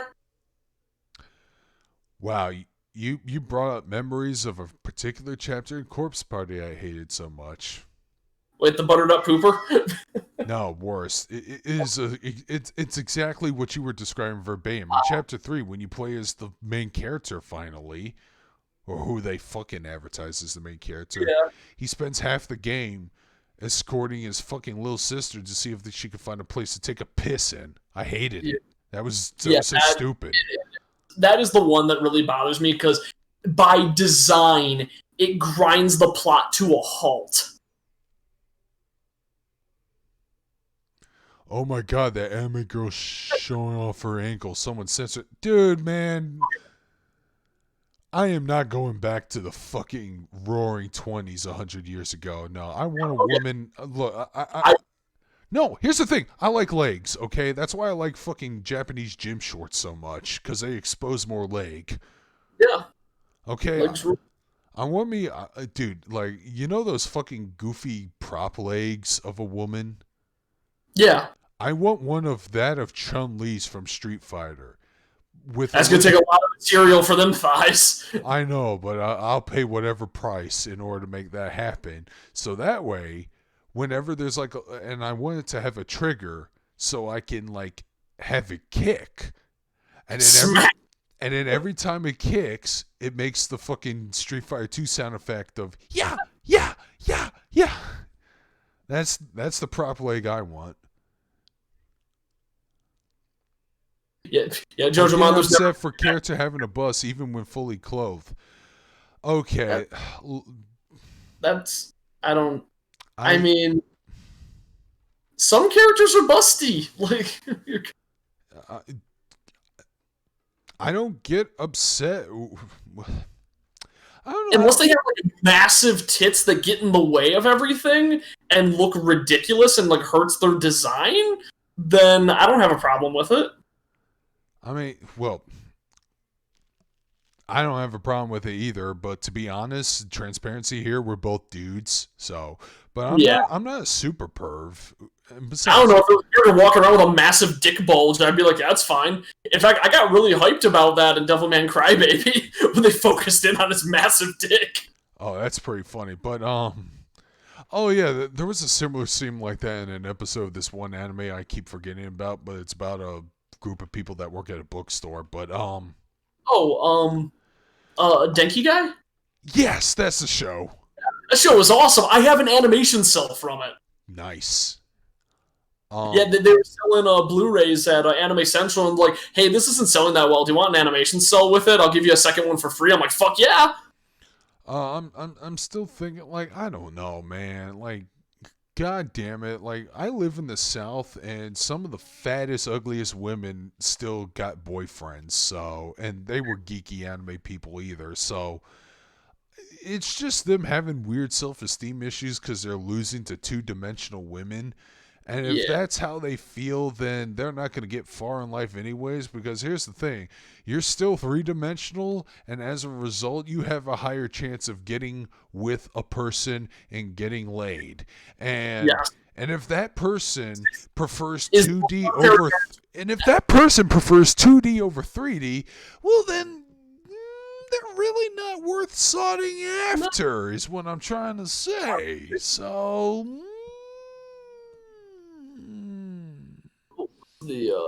I know there was a thing earlier I wanted to respond to. If you like that, Darkstream, you need to watch the anime movie The Ultimate Teacher. The plot revolves around girls' gym shorts. It sounds a little too perverted, but okay. Oh, okay, yeah, that's what I was going to talk about. So, you're talking about, like, they're talking about ankles and stuff. So, today I watched, do you ever watch Defunct Land? No, never even heard of it. Okay, Defunct Land is a YouTube series where a guy talks about failed amusement parks and failed attractions, and like he'll go, "Hey, this is a ride that used to exist. Here's why it's not around anymore." And he did a retrospective on Coney Island in New York. Oh, and that's the hometown of the Warriors. Yep.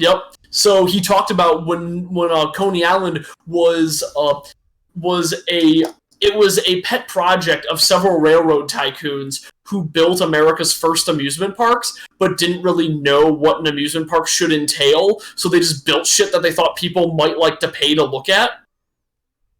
And there was many rides that got quite a bit of traffic because it was usually couples on them, and they would lose their balance, and they'd I bumped into the woman and touched her in public. How wacky! and it was like the first place where they had the Tunnel of Love, which it was encouraged to touch women. And one of the lines he had in there as a joke was, it's like, but people always paid for it because they could touch women's shoulders, which in those days was third base. And I just thought that line was really funny. Wait, when was this? In like the 50s, the 60s? No, this was in 1890. Oh, yeah, I can see shoulder touching being... Yeah, these were like the first theme parks, and, well, the first amusement parks, and I think one of my heroes in that right now after watching that video is the guy who ran an amusement park called Steeplechase, where Steeplechase burned down because the Gates to Hell ride, some people were working on the roof, some lights went out, and they spilled a hot tar into it, and ironically, the Gates of Hell burst into flames, and there was too much water, there wasn't enough water pressure to put it out, so the entire place burned to the ground. And the letter he wrote to park goers was, yesterday I experienced the greatest loss I've ever had in my life. Today's not getting any better, but tomorrow I will start rebuilding a bigger, better steeplechase. Admission to the burning rubble, 10 cents. All right. By the way, Ifrit's right. You probably do need to knock it off, because here's the thing I noticed some people. The more one person gets all chatty in the chat, the less other people want to chime in. Yes, and that actually upsets me, because I want more different people to fucking, converse and shit. It's the spice of life. So if Tom wants to, and keep in mind, I am reading the chat very closely right now. So, well, shut up, Jojo Mon, because I really don't want to block you, because I think you're a cool dude, but you are getting a little too chatty. So please calm it down a little bit, because who knows, Wheaton might still be here, Tom might still be here, Luca might still be here, and I want these people to fucking chime in and give their thoughts. And don't worry, I'm reading the chat right now, because I really the girls' gym shorts. Oh, wait a second. I think I've heard about this anime before. Oh, Ultimate Teacher? That's the fucking one that had the little sister that was voiced by someone who'd never voiced in an anime before and had the worst voice I've ever heard.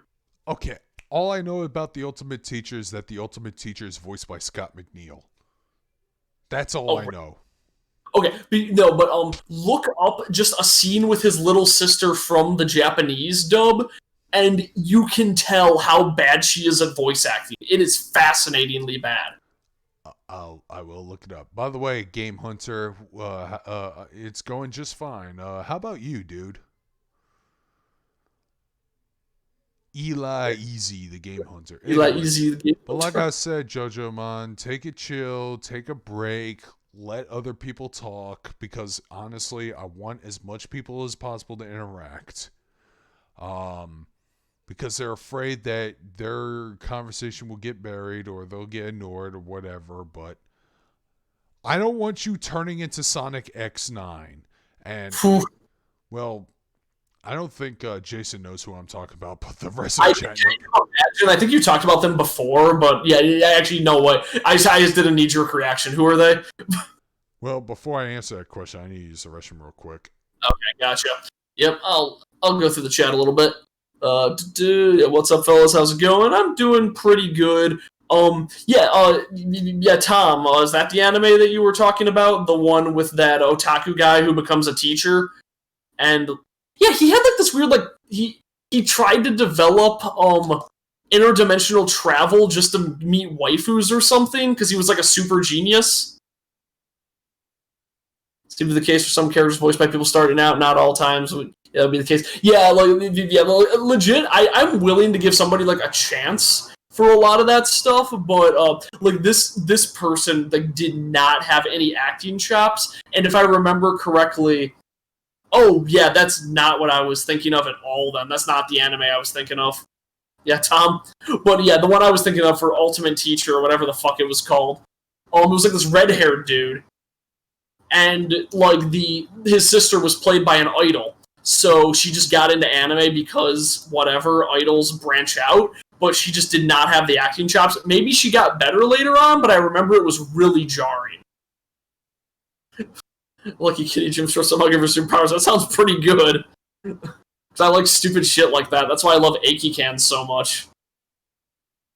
which, if those who don't know, Aikikan was a harem anime about a guy who drinks from a soda can and it turns into a beautiful girl, and then she tells him, I am a steel soda can, and we're at a war with aluminum soda cans, and the company that made us gave one can in each brand life. So when they awaken, they have to fight the others to decide if they're going to go with aluminum cans or steel cans in the future. And it's really stupid, and I loved it. Montana, Cromartie High is one of my favorite anime ever. Every single one of my friends' birthdays, I send them the happy birthday scumbag, happy birthday ya jerk clip. Because it's just one of my favorite scenes ever. The Cromartie dub is amazing. Oh, what were you talking about in Cromartie? Cromartie High School. That was an amazing dub. It's the only dub I know that a character would say the F word. Not the word fuck. I'm talking about the other F word that you probably can't say nowadays. But my God, that scene was great. I do, man. Cromartie was really funny. What was that dude's name who got every one of his arcs was him getting motion sick? Oh man, I know who you're talking about, but I forget his name. Big bald guy. Yeah. I did like the story. I did like that one dude who was super polite on the internet, and he was just and he was getting trolled nonstop. But in real life, he would just punch people who wronged him. Yeah. And I remember he ran into the dude that trolled him online. He's bumped into him. Oh, sorry, man! Just railed him through a wall or something. And then he said, "Oh, I don't know how to beat this guy," even though ignorantly he did. Yeah.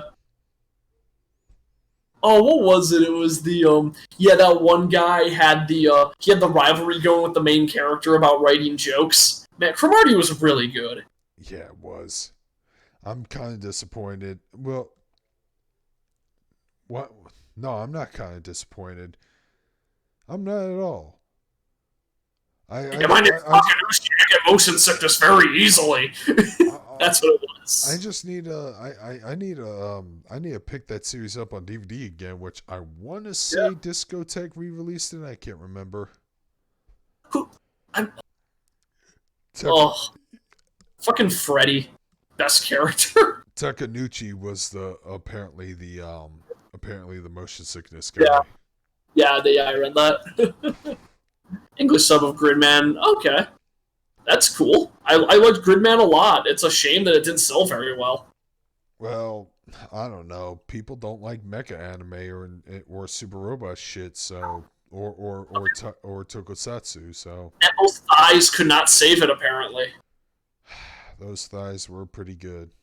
They were pretty good. Honestly, I liked the other girl more, the pink-haired one. I still need to watch the rest of it. Kind of farted out for a little bit. Oh, no. If. Nah, it's just me. Technic. Jerry, fucking quick. I don't know what's causing my OBS to fucking fart out or not. Okay, are we good now? I think we are. I would not be a good father, Ifrit. I can barely take care of myself. I know the feeling, dude. Maybe I'd be a better mother. I don't know. Oh, speaking of which, I do like the current discourse about SpongeBob lately. Oh, what's going on with SpongeBob? So, Nickelodeon put out a Pride tweet that's like, oh, hey, here's all our characters that fit in the LGBT spectrum. And they give SpongeBob rainbow colors. But the issue there is that Steven Hellenberg said SpongeBob is asexual and aromantic. Meaning he's not interested in anyone sexually. No, SpongeBob is just childish and wacky and not doesn't cater to any gender or sexuality. So putting the rainbow on SpongeBob is kind of disrespectful of Steven Hillenburg. To be fair, they're making a stupid spinoff. Also against his wishes, because he's dead. Yeah, and continuity-wise, it doesn't make sense because SpongeBob didn't meet Sandy when they were kids. Yeah, exactly. Yeah, met her in episode 3 or something. No, Yeah, it was in the pilot episode. It was the second episode. Oh yeah, it was the second half of the pilot. You're right. Oh yeah, and Montana. We were talking about Rika from Gridman. They designed her to have pretty thick thighs, and she wore like a coat that was longer than her skirt. Really good design, very cute character. But I like the busty character more. Of course, but yeah, thighs, whatever. From thighs, whatever. How dare you? When I say thighs, whatever, I like legs. I just established that earlier to the point where people are recommending me, hey, you like legs, right? Here's some anime. Here's some waifus. Here's leg. Leg.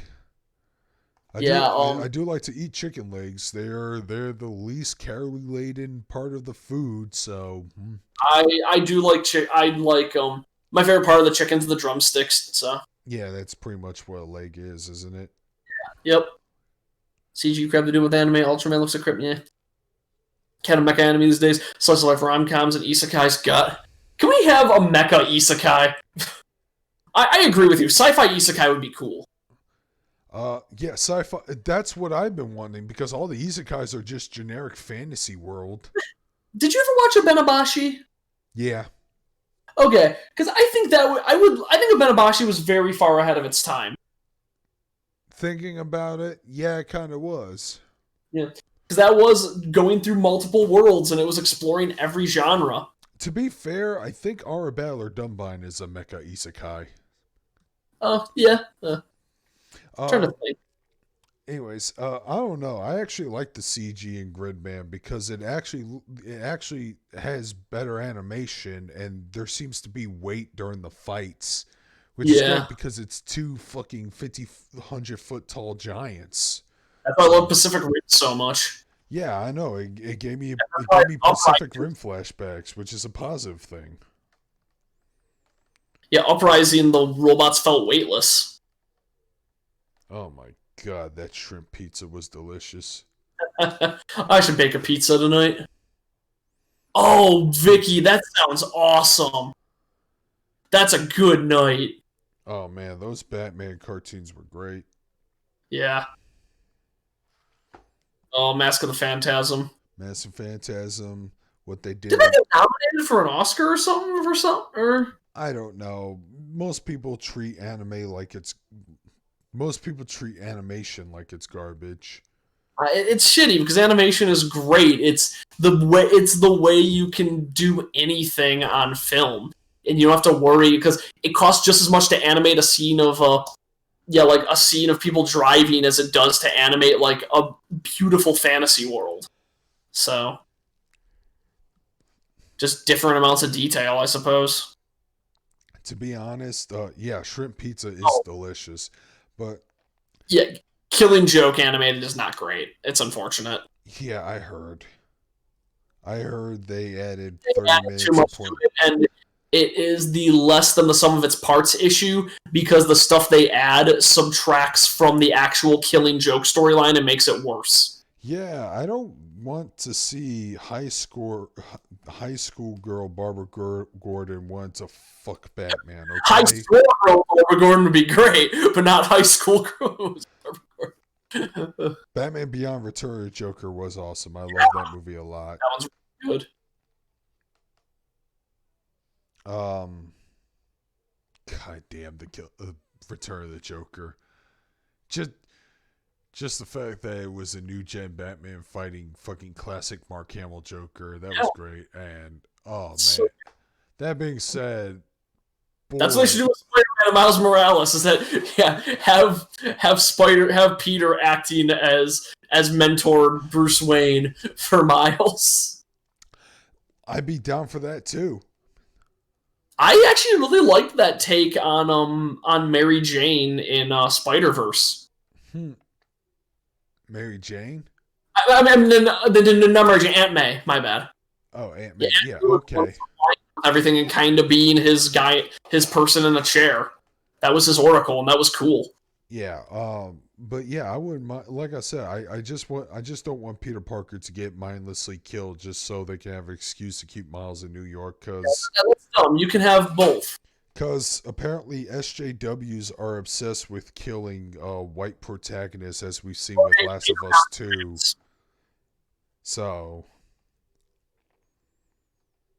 So no one hasn't seen the new Harley Quinn series. I'm the only one group is watching, and I do not have DC Universe. I've seen clips. I've seen clips too. Some of them were pretty funny, yeah. Yeah, no, I like that. Because honestly, that's the biggest problem with the DC movies, is that they're so deadly serious. And DC has wacky shit in it. I would love a super dickery movie. That's why I love the Shazam movie so much. Yeah, it was super dickery. Or at least the closest you could get to it. But I also love in the Harley Quinn series that Bane talks with the Tom Hardy voice. That was a good voice. Man, Oni, so the thing is, I like Sausage Party a lot. It is unforgivable how they treated their animators. I have nothing to add to it because I agree 100%.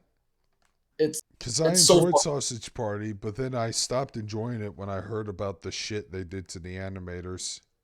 Yeah, ugh. Man. Animators are so undervalued, it's insane. And I think I talked about this, that there's the weird bizarro world we live in with the Tuca and Birdie announcement. What announcement? Okay, so Tuca and Birdie was a show on Netflix done by the BoJack Horseman team that it had it didn't really get many views. They advertised it pretty badly. I thought it was a great show. And Netflix announced, oh hey, Tuca and Birdie's not getting a season 2, and we're giving 5 more seasons to Big Mouth. And then out of nowhere, Adult Swim says, yo, we picked up Tuca and Birdie. So we live in a weird world where Netflix is canceling shows and other networks are picking them up. You lost me at the fact that they want to give 5 more seasons to Big Mouth. Yeah, that was the big thing that came out of the announcements. Hey, here's all the shows that are ending. Tuca and Birdie, no season 2. BoJack Horseman, final season. Big Mouth, 5 more seasons. Yeah, the fucking pedophile show, obviously. God, I hate Big Mouth. I fucking hate it too. That's the thing. It's even beyond the style of it, because I think that a comedy about puberty can be funny. But the lowest common denominator humor and the fact that it feels like a more raunchy episode of Family Guy turns me off so much.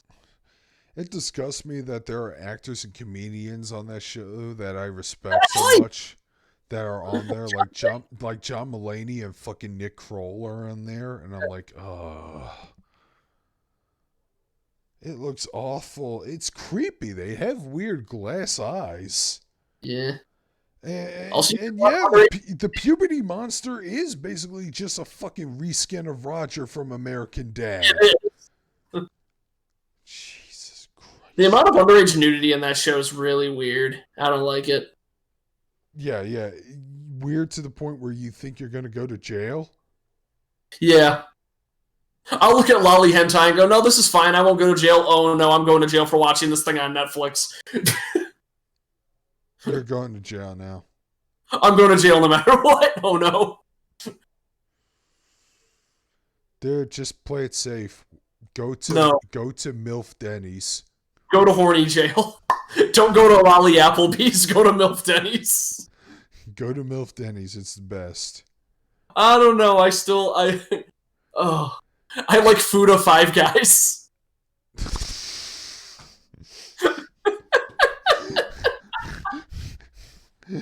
I don't know, man. MILF Denny's have big MILF titties, so. Yeah. But food of Five Guys gives you the best of both worlds. Nah. I don't like penises. Okay. My favorite comment I've ever read in my life is, my fetish right now is girls with vaginas because I'm too used to seeing them with dicks. I've never been to an Outback Steakhouse. I probably should. It's okay. Tomboy Outback is pretty good. But I like tomboys, though. We already established that shit. Yeah. So, Dark's into plus-size tomboys that like to show off their legs. Fair enough. Even though we're not members of the Church of Chie, we both appreciate tomboys. No, man. I was part of the Rize group and the Yukiko The conglomerate. religion of Rize. Oh, Texas Roadhouse. I actually have one near my Texas town. Roadhouse is fucking great. I almost wanted to work there once Yeah. during a summer job. I did. My sister tried to get a job there. It didn't go well. Okay. I can eat those biscuits forever. Those those rolls forever. The ones with the honey sauce on them. Okay. Those are just my favorite. Those are better than the Red Lobster biscuits. Fight me. Racist Red Lobsters. I don't know. I'm trying to come up with redneck Red Lobsters. Do you like some trailer trash women? No. Jorts? Yep. Yeah, I the rolls with the cinnamon butter. Those are so good. Oh, God, so much butter. Ugh. It's not good for you, but they're good. Man, I haven't had ribs in a bit. I want some ribs. I haven't had... I need... Race play! I like how we went to race play instead of role play.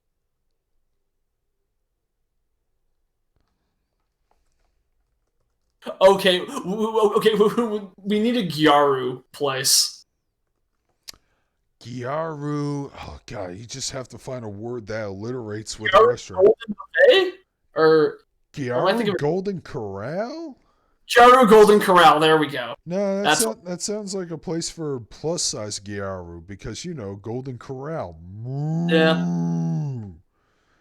And then after they stuff their fat fucking faces, they can waddle over to the dress barn.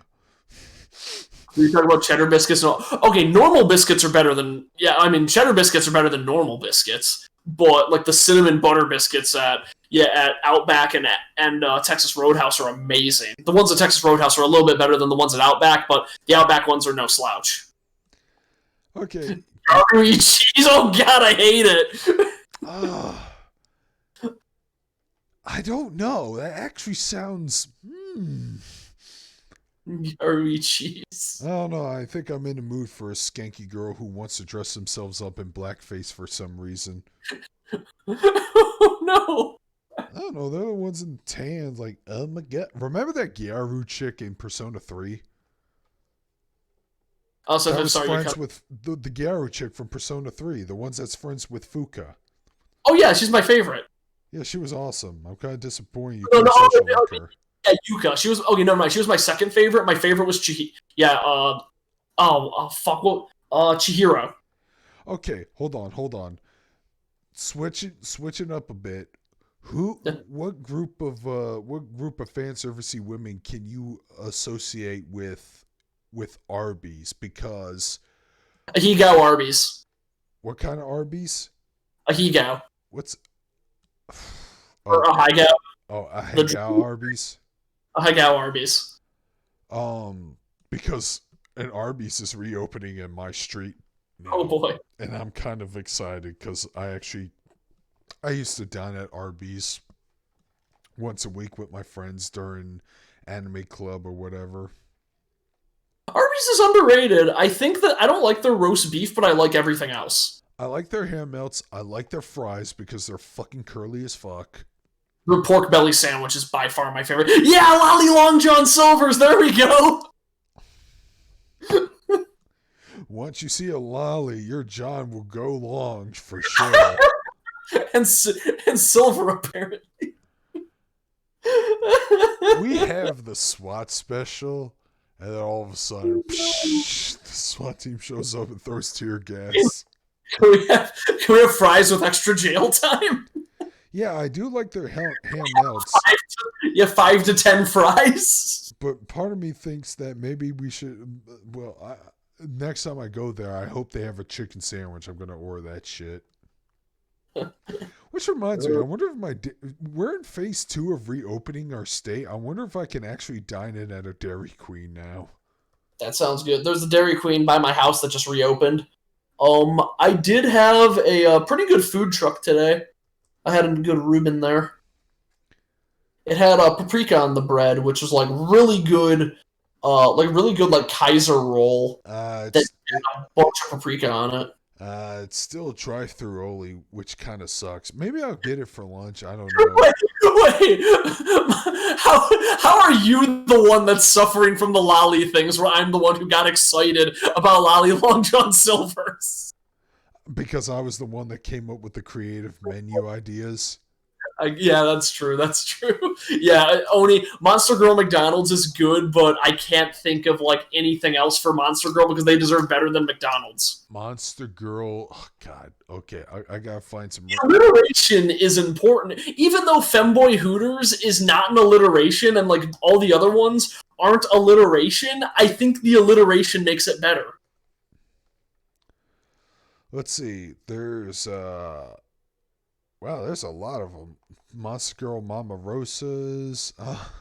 I just literally googled restaurants starting with M. Let's see. What the fuck is a Middlesex lounge? Sounds awful. Getting between two centaurs and having their fucking butt smush your face. Oh, that's a delicious centaur special from Middlesex Lounge. Oh no. I've never been a fan of horse pussy. Let's see. There's a Mother Anna's. Oh wow, this goes on forever. Have you ever seen that Tumblr post where it's like, this brave black woman was horribly scarred in a fire, but I think she's beautiful. Here's a close up of her arm, and like everyone's like, "Oh, so beautiful, so brave." The fifth comment down, there's a close up of a horse dildo, and they were right. I love those posts of Tumblr trying to be like progressive and failing miserably. Like, man, I hate how they whitewashed Aladdin at the end of the movie. And it's like, this is taken from porn. Hercules is blowing him off screen. Okay, what's a restaurant you can associate anime cliches with? Popeye's chicken. Okay. Paizuri Popeyes. What the fuck is Paizuri? Tit jobs. Oh, I was gonna say plump Popeyes. Plum Popeyes. Pudgy Popeyes. Patonko Popeyes. That's the opposite of Paizuri. Portly Popeyes. Okay. Now we're definitely going deep into my psyche. Yep. On this shit. Portly Popeyes would be pretty hype as fuck. Ugly Bastard A&W. I hate it. This conversation's so dumb. Having a dumb conversation like this where we're fucking digging our shovels, burying the PlayStation Vita. Yeah, we're burying ourselves along with the Vita. See, that's the problem with Hyperdimension Neptunia. There's not enough thick women in that game, in that series. That's a problem with anime in general. Yeah, that is. Well, they're starting to come around the corner, but god damn it. They're learning about the quality. You're giving me a Super Sonico anime. Where's my Super Pacheco anime? Yeah. I heard the Super Sonico anime was actually kind of good. I heard good things about it. Yeah, I need to watch it myself, but give me Pacheco. Tsundere Taco Bell. Different, you nailed it. You nailed it. Ooh. Now, Dairy Denny's. Dairy. No, the MILFs already took it. Oh, yeah, you're right, MILF Denny's. Hold on. Now I need to do this. Hold on. Ojo-sama Burger King? I don't know. No. I'm just okay. Let's see. Wow, there's a lot of restaurants. Okay. Yeah. I love the Dairy Queen is pretty good. Yeah. Oh, Dan Dairy Queen. GB brings up a good point that there's that list of exclusives on the Wii U that's slowly shrinking, and the Vita's getting that too. Wait, hold on. Let me read his comment. What do you say? About about Skitties? about the Switch and shit. What? Literally what you said 5 seconds ago. Can you repeat that? No, I was talking about like the reasons to own the Wii U. Like the exclusives are slowly diminishing because they're all getting ported to the Switch. Oh, I was about to say. Yeah. I thought you were saying, things on the Switch getting ported to Switch. Oh no, nothing like that. No, I would say like, yeah, there's that list of like, here's the exclusives on the Wii U. Oh, look at it shrinking constantly. All right, let's see. We have a Yandere Yagi's Pizza. We have a Yandere Yankan. Yakiniku. I was going. Yo, that's good shit. I love yakiniku. Yeah, just order something out of a Yandere restaurant. You thought you were ordering some spaghetti, and then you go get your spaghetti with meatballs, but one of the meatballs, it wasn't a meatball, it was an eyeball. And you go, what the fuck is this? And it turns out that woman cut her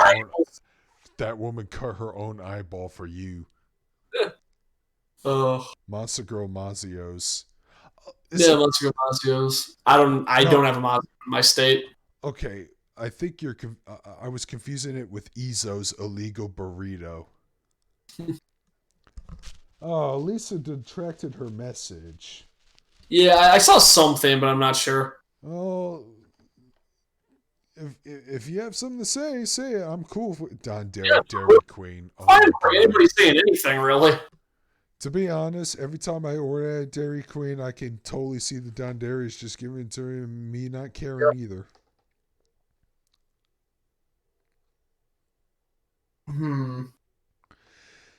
Well, here's the thing. The Vita library still had some good games that I was interested in playing. Like, it had the best Neptunia ports at the time, but of course, everything got ported to Steam because they saw the writing on the wall.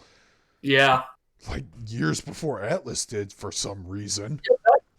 You know what? The Vita is kind of a long line of systems that tried to compete with Nintendo by having better hardware specs, but would missed out on having better performance and just generally better battery capability as well as games library. That was the issue with the Game Gear. You know what the worst part is? Their fucking stupid makeshift memory cards are actually are fragile as fuck, and they could get easily corrupted. Yeah, I saw Yandere Queen. Oh my god. That's good. Why do my cheese curls taste like human flesh? Because it is. Oh yeah. Oh, can I get a refill? Can I get a s'mores? Can I get my s'mores? My s'mores. I'm Blizzard. I'm blanking. I order there at least 3 times. Like, I order there 3 times a month, and I'm already forgetting the name of their fucking desserts. Okay. What's an anime archetype that starts with C?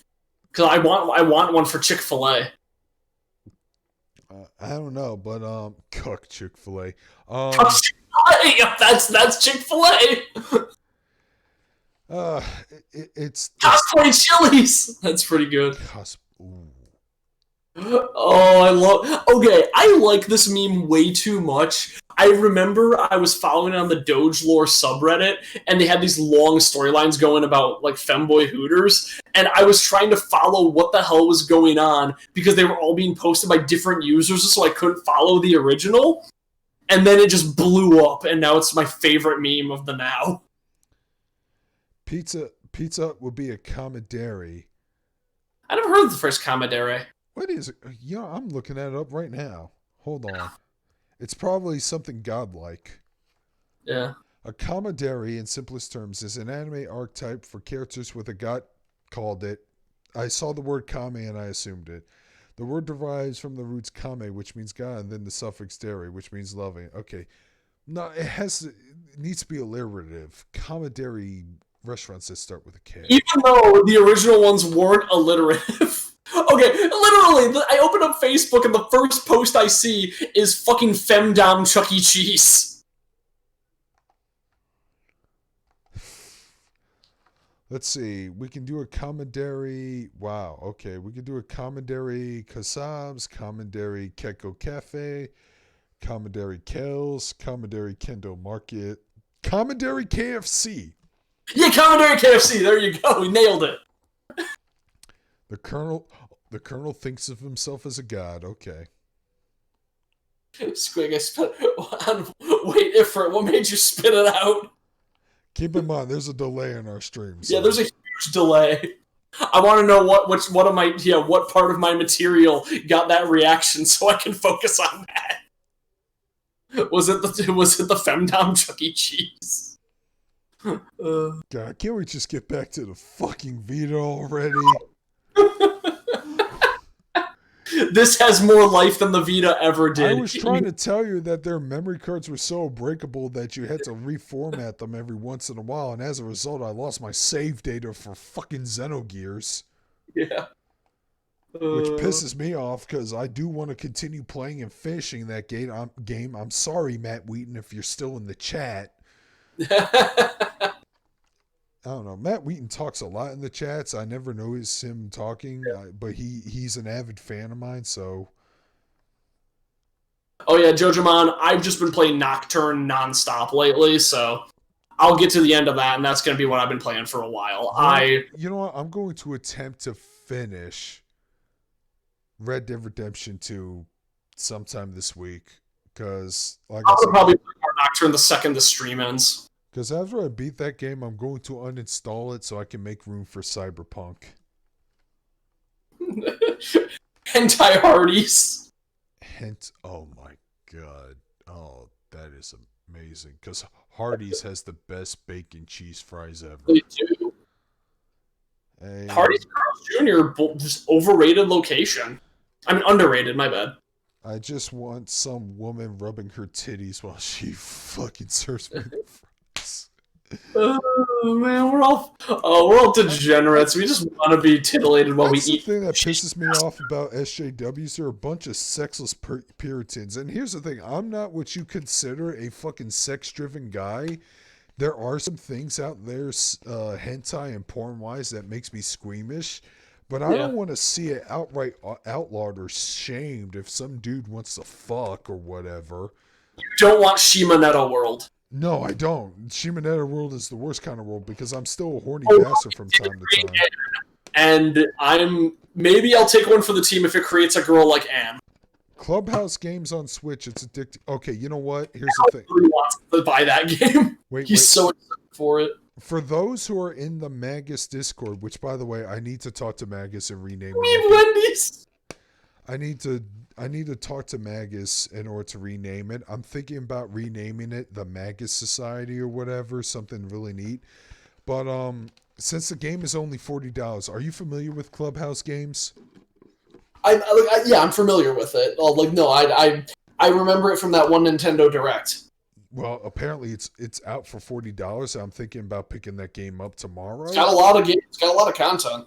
I'm thinking, I don't know how long the stream Tom is going to have with Dragon's Crown. It depends on how much fun we have, but I am thinking of getting Clubhouse games and having a private chat in the Genshiken Club room, which is a private chat I set up with some select people because Magus is not going to like this, but I am very picky and choosy of who I want to talk to in the chat. So, but I am thinking of playing Clubhouse games with the boys tomorrow evening if everyone is down with that. Clubhouse games.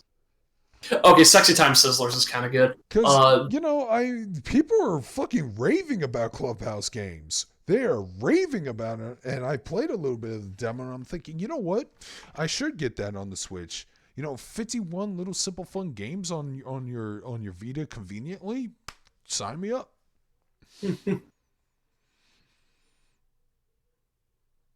But yeah, this has been a fun stream, and it feels like we covered like 4 hours of material, even though it's 2.5, which is fine because apparently my session is going to start in like 30 minutes. Hold on a second. Yeah. Depends on how. Is everyone still doing it? Depends on the part is. It's chaotic in terms of. It won't fucking be this way, but it wouldn't be this fucking beef.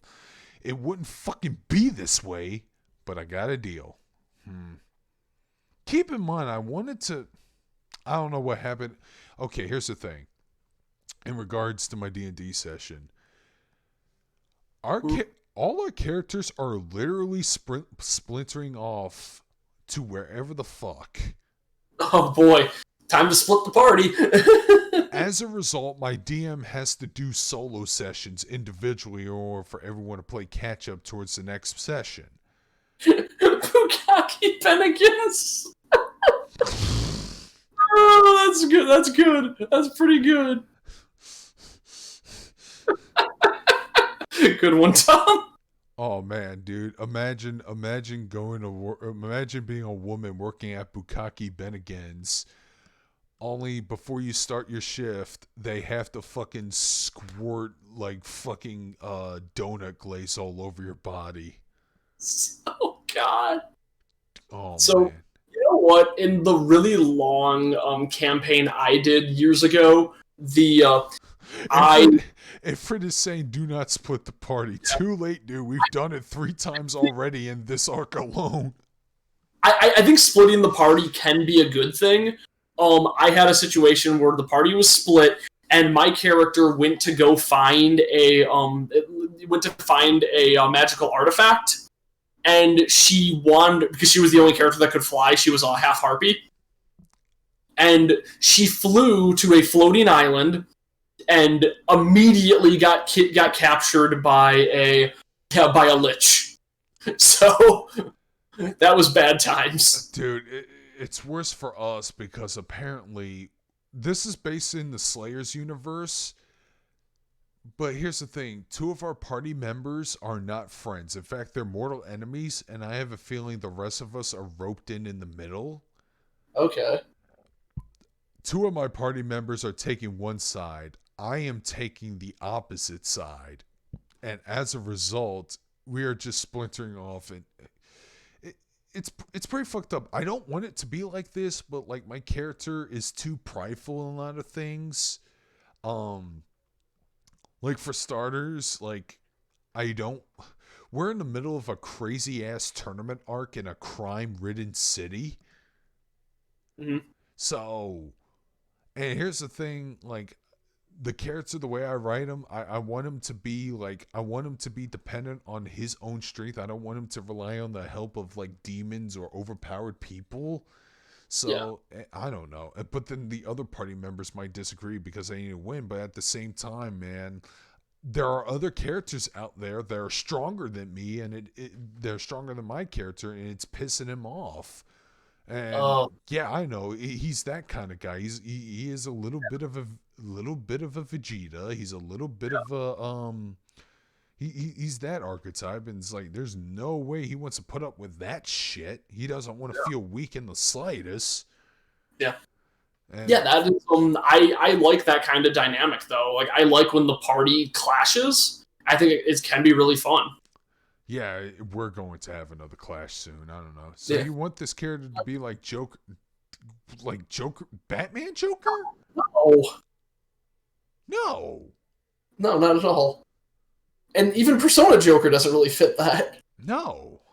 I don't know. But I remember we had one character who in our D&D game where I had to my character offered to execute them, and the DM was like very against it. But I'm like, oh fuck, I really wanted that. I was really happy with how I was role playing that session because so his character's parents got kidnapped by followers of Yanogu, the Chaos God, and so in order to free them, he had to help them basically like massacre a town, and he left a insignia weapon there during the ransacking, and we eventually like caught up with him. And it's going like, what did you do? He's like, I don't regret anything. I saved my parents. And my character basically went out to go chop his head off. But no, my DM wouldn't have that. He doesn't want my character executing him and doing something cool. So I brought in an NPC to do it. No, not fucking Joker 2019. That's not... No. That is... I don't even understand that comparison. I don't know. No, but I don't know. Maybe he is making deals with bad people, and who knows? Maybe Juzo, which is the name of the character I'm working on, may actually get confident enough that he will do a dance down the steps. I don't know. God, that scene was so fucking good. Yeah, I mean, so that was one of my favorite moments of Al's Youmacon video. There was a Joker cosplayer doing the dance down the Youmacon steps, but then we were dressed as me and Al were dressed the Pop Team Epic Girls and danced down the steps too, and he spliced the videos together, so it was the Joker dancing, but on a certain step it changed to us, and neither of us could dance at all, and then changed to the Joker. Sounds about right. It sounds in character. I gotta fix that cosplay. I gained a little bit of weight last time I wore it, and it ripped. Yeah, I've been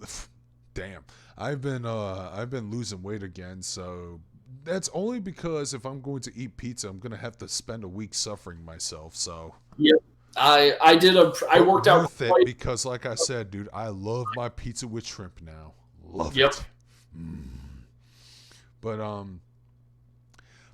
I don't know. I don't know what my DM is doing. This isn't my campaign. This is someone else's campaign. I'm just trying to do the best I can in order to progress and whatever. But yeah, we're just clashing too hard. That's the problem. Yeah. So I don't know what to expect in this next session, but I don't know, man. Like I said, and I've been siding with the enemy. I don't know if that's the DM's attempt or not, but I have a feeling he wants to purposely create a rift amongst us. I am a big fan of making villains that are like justifiable. I think that's how you should always do it. Is that at least have the even if you don't agree, you can follow the thought process. I managed to lose more weight too. I'm actually a few pounds below. 180 is 180 to 185 is my goal weight since I'm 6'3". Yeah, that's good. Mine just be skinny, but maybe a little bit of pudge, just in case women like to fucking touch me a lot. So I'll give them something cuddly to hold on to. I don't know.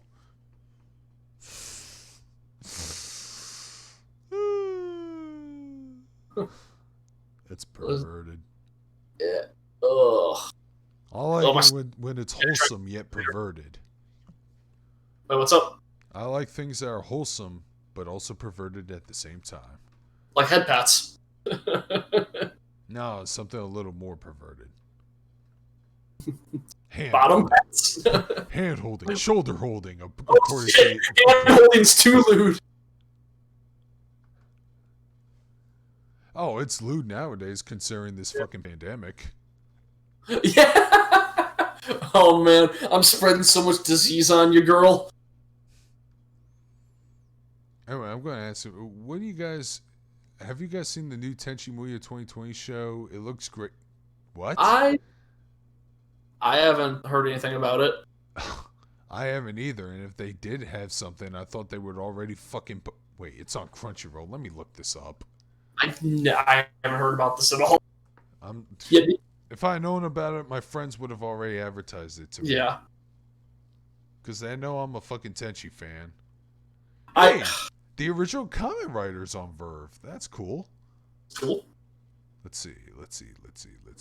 Just try and tell a good story and pose some challenge to the players, not internally splitting them up and potentially ruining their career. Yeah, that is like I honestly, that is my biggest pet peeve when it comes to D&D stuff, is don't alter people's characters unless you've discussed it with them and like say like, hey, I'm gonna do a thing where your character might get altered like drastically. The way I've actually really liked doing it is no one's allowed to pick their own alignment, and the DM decides the alignment based on how the character acts. Okay. And I think okay, what the fuck?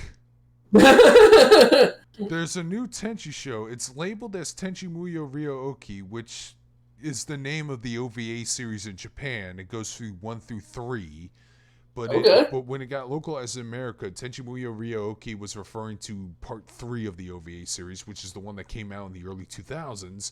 But I'm looking at something called On Verve, which is linked to Crunchyroll, Tenchi Muyo Ryo-Oki, but this is something new and recent. Okay. The art style looks a little bit different. Yeah. I can imagine. How many years? Like 30 years? I don't know how to feel about this. Are you sure this is good? Because I couldn't even sit through Ryo-Oki. I don't see fucking... And by the way, I'm looking at the thumbnail. Where the fuck is Ryoko or Ayeko or Mahoshi or Sasami or Washu? Bunch of new characters I don't fucking recognize, which is already a giant red flag for me. Yeah. Oh, actually, so Oni, there's like, I have heard of DMs doing that. Like, oh, I don't like your character being a goody two shoes. I'm gonna make them corrupt. Like, there's a D&D horror story video where I think a character mentioned that his oh god, what was it? It was like a character ended up cursed because he wouldn't rape an NPC, and like the DM like thought it was justified, and that's why he was punishing the player. It was really fucked up. I'm not joking, it has all your characters, including Ryoko. Okay, I'm looking through the thumbnails, and apparently Washu is shown in one of them, so... Tenchi Muyo, that's that, that is the, it's that, gender bend one, where that guy, like, changes gender when he goes to the hot spring. No, that's Rama 1/2, dude. Rama 1/2, my bad. Which one? Tenchi Muyo was like the original harem, wasn't it? No, it wasn't. It might be for some people, but that's people who haven't opened up a history book. That's true. Tenchi Muyo might have been the first harem for some people because it aired on Toonami. Yeah, that's true. It was their harem gateway show, maybe. In which case, that's still a good pick. At least it wasn't. I was Ranma, Tenchi Muyo, and Yu Yu Hakusho confused in my head because I never really watched any of them. Jesus, Tenchi Muyo was my shit, though. I liked it way more than I liked Dragon Ball Z when I was watching on Toonami. I liked the art style, I liked the character designs. Weird roles of the anime we liked more than Dragon Ball Z. Yeah, well, Dragon Ball Z was pretty good, but like people who think it was the best thing ever on Toonami, I'm looking at it like, I don't know, man. Sailor Moon is still pretty sexy, so. Did you see that fucking... There was someone who reanimated that, like, the first episode of Sailor Moon, like, the fight against that, like, witch, to be Doge. And they spent way too much time animating this, and I'm kind of upset. That's funny. I'm subscribed to the Doge lore subreddit, and it is a trip. So, yeah, okay, I didn't want to say anything because I could have been wrong, but Tom says Yurusei Yatsura was the first harem anime. Yeah. Okay, that's the one about that fucking Lum lady or whatever. Oh, yep, Lum. Yep, that's my girl. Yeah. Bikini ladies are pretty awesome. I like Onis. Well, I don't know, man. Do you still need to sit through Tenchi Muyo Ryo-Oki 3 in order to understand this one? Because I don't want to. Especially English dub where they fucking replaced Betrayer Burkhardt's voice actress. I'm actually surprised that she came back for, what was the new Tenchi Muyo called? Tenchi Muyo, the one that was basically built to be a tourist attraction for something. Had a bunch of other new characters. Yeah, it was weird, but the only thing I praised it for was, hey, Ryoko's voice actress came back, because Betrayer Burkhardt, I follow her on Twitter, and what she's been doing now is been writing books, like fictional stories, and I think she even does some audiobook narrations or whatever. She follows me back on Twitter, probably because she's aware that I'm a huge fan of her as her as the voice of Ryoko. I think she's yeah. She's starting to realize that there are Ryoko marks out there, especially ones who actually liked her in the English sub, because I think she is fucking phenomenal, even though that's probably her only anime voice role ever. So, I have a dumb problem that every time I hear the name Yu Yu Hakusho, I think of the same dumb joke. It's not funny, but for some reason I think it's the funniest shit ever. Like, it's the Yu Yu Hakusho starring Yu Yu Haka. Every time I read that, I say that in my head. It upsets me that I say it every single time. If you ever said that out loud publicly in front of me, I would have slapped you upside the head so hard. Because that's how I feel right now. Then my work here is done. Oh no, Yu Yu Hakusho is still a better show than fucking Dragon Ball Z. Oh yeah, definitely. Nobody's gonna argue that logic. I'm just gonna argue most shows are better than Dragon Ball Z because I don't like Dragon Ball Z. Yeah, I'm not gonna argue with that shit either. I loved stepping, like I said, I loved stepping into that stupid "Can he beat Goku Do" argument.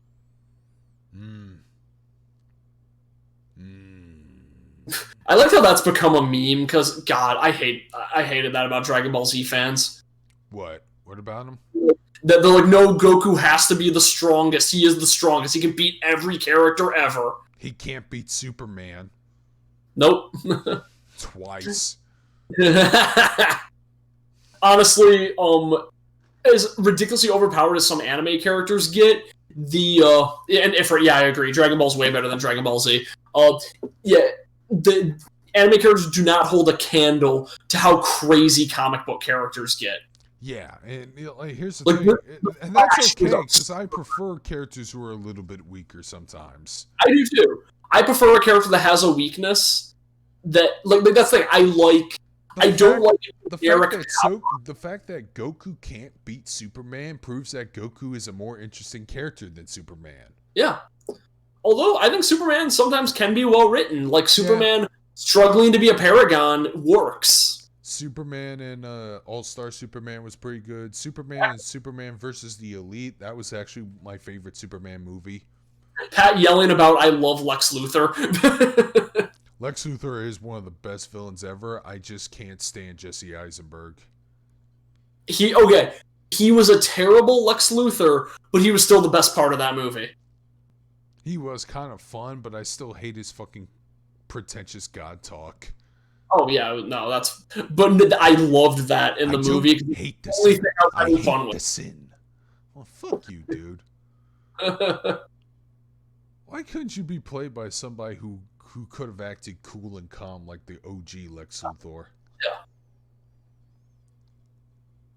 No, Lex Luthor is, he borders on RPG protagonist. Yeah. Anyways, I think now's a good time to wrap up the stream. Yeah, because you gotta start D&D. Yeah, well, I need a shower first and start my session. Plus, we have been three hours in. That includes the music. But I hope you guys enjoyed this Vita burial memorial service, even though we were talking about our preferred waifu restaurants. Yeah. It's more relevant to society than the Vita ever was. Yeah, like I said, I love the PlayStation Vita, but it had its problems. But I will say Persona 4 Golden was quite an experience. Right. I don't know how the Steam port is. I heard about the de novo shit we talked about already, but I heard it fucks up the cutscenes. It does? I heard that from from Gnarly, but Gnarly has a notoriously shitty PC. Like, the thing couldn't even emulate Nocturne properly for a long time. You know what? Let's end the stream like this.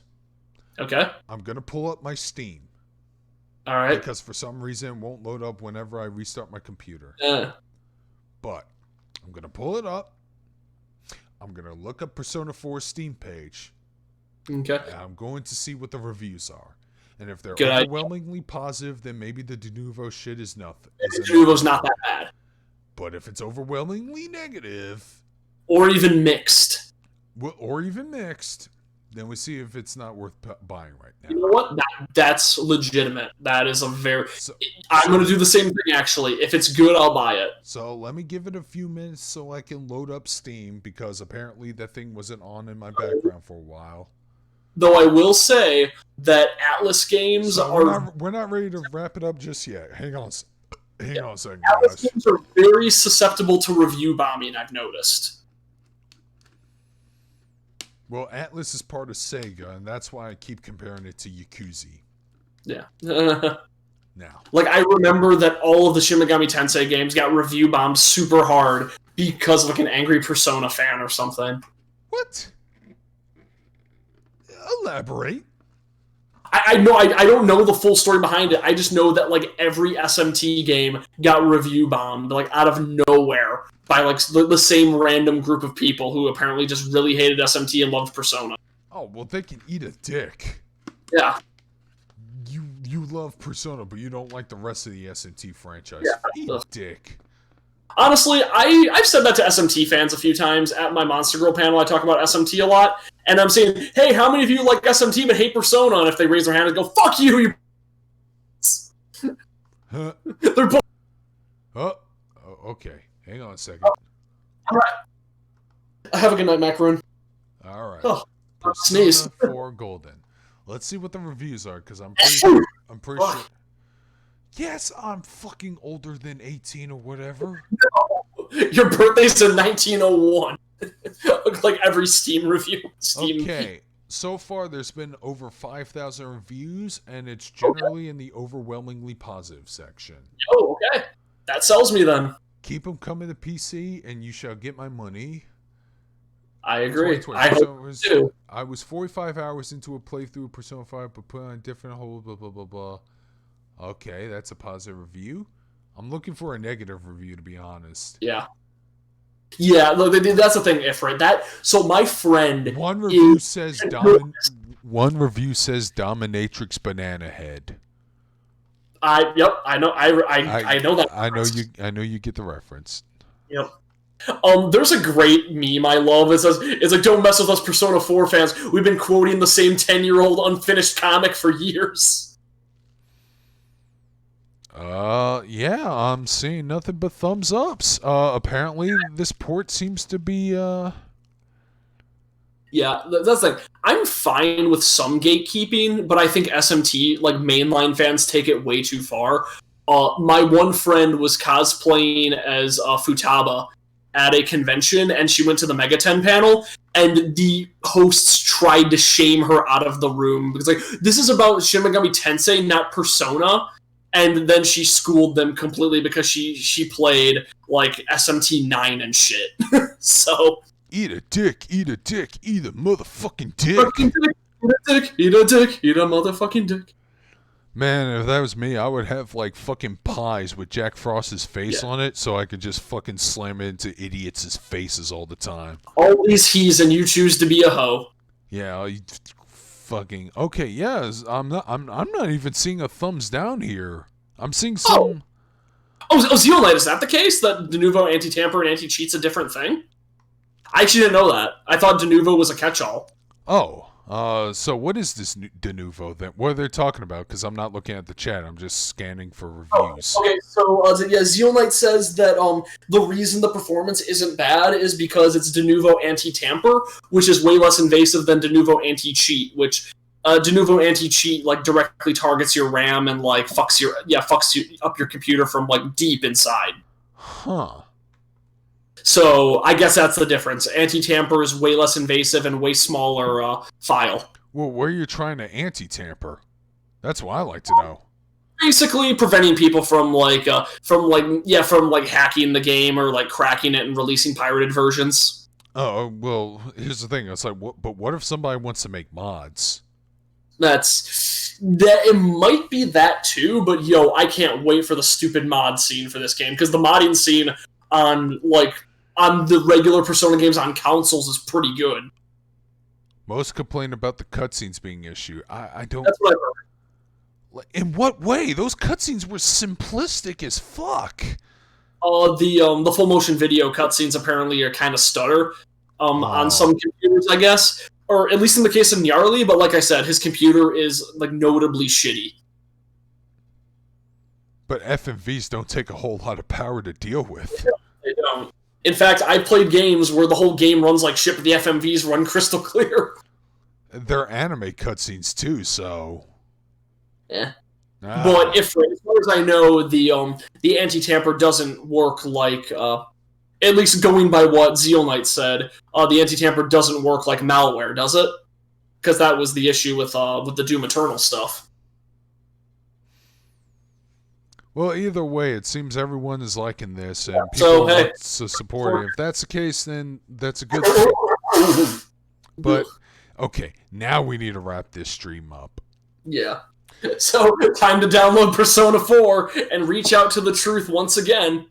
I don't know if I'm going to do that just yet because I have a feeling they might port it to the Switch eventually. But Yeah. in which case, I'll totally support the fuck out of that version.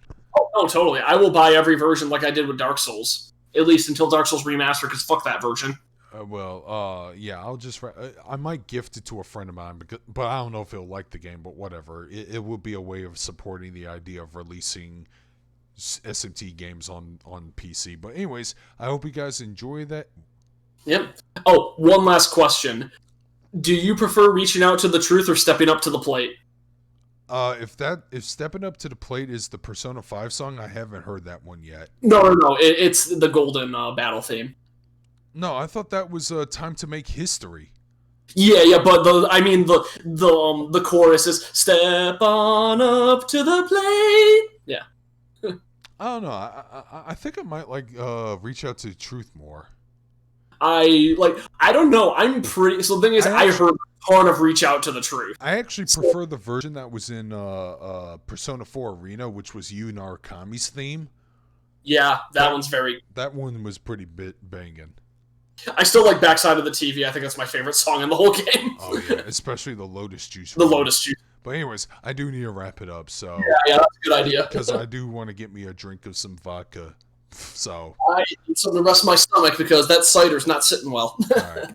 See you later, guys. I hope you enjoy the stream. Hope to catch you guys next week when we talk about more anime titties or something. I don't know. Yeah.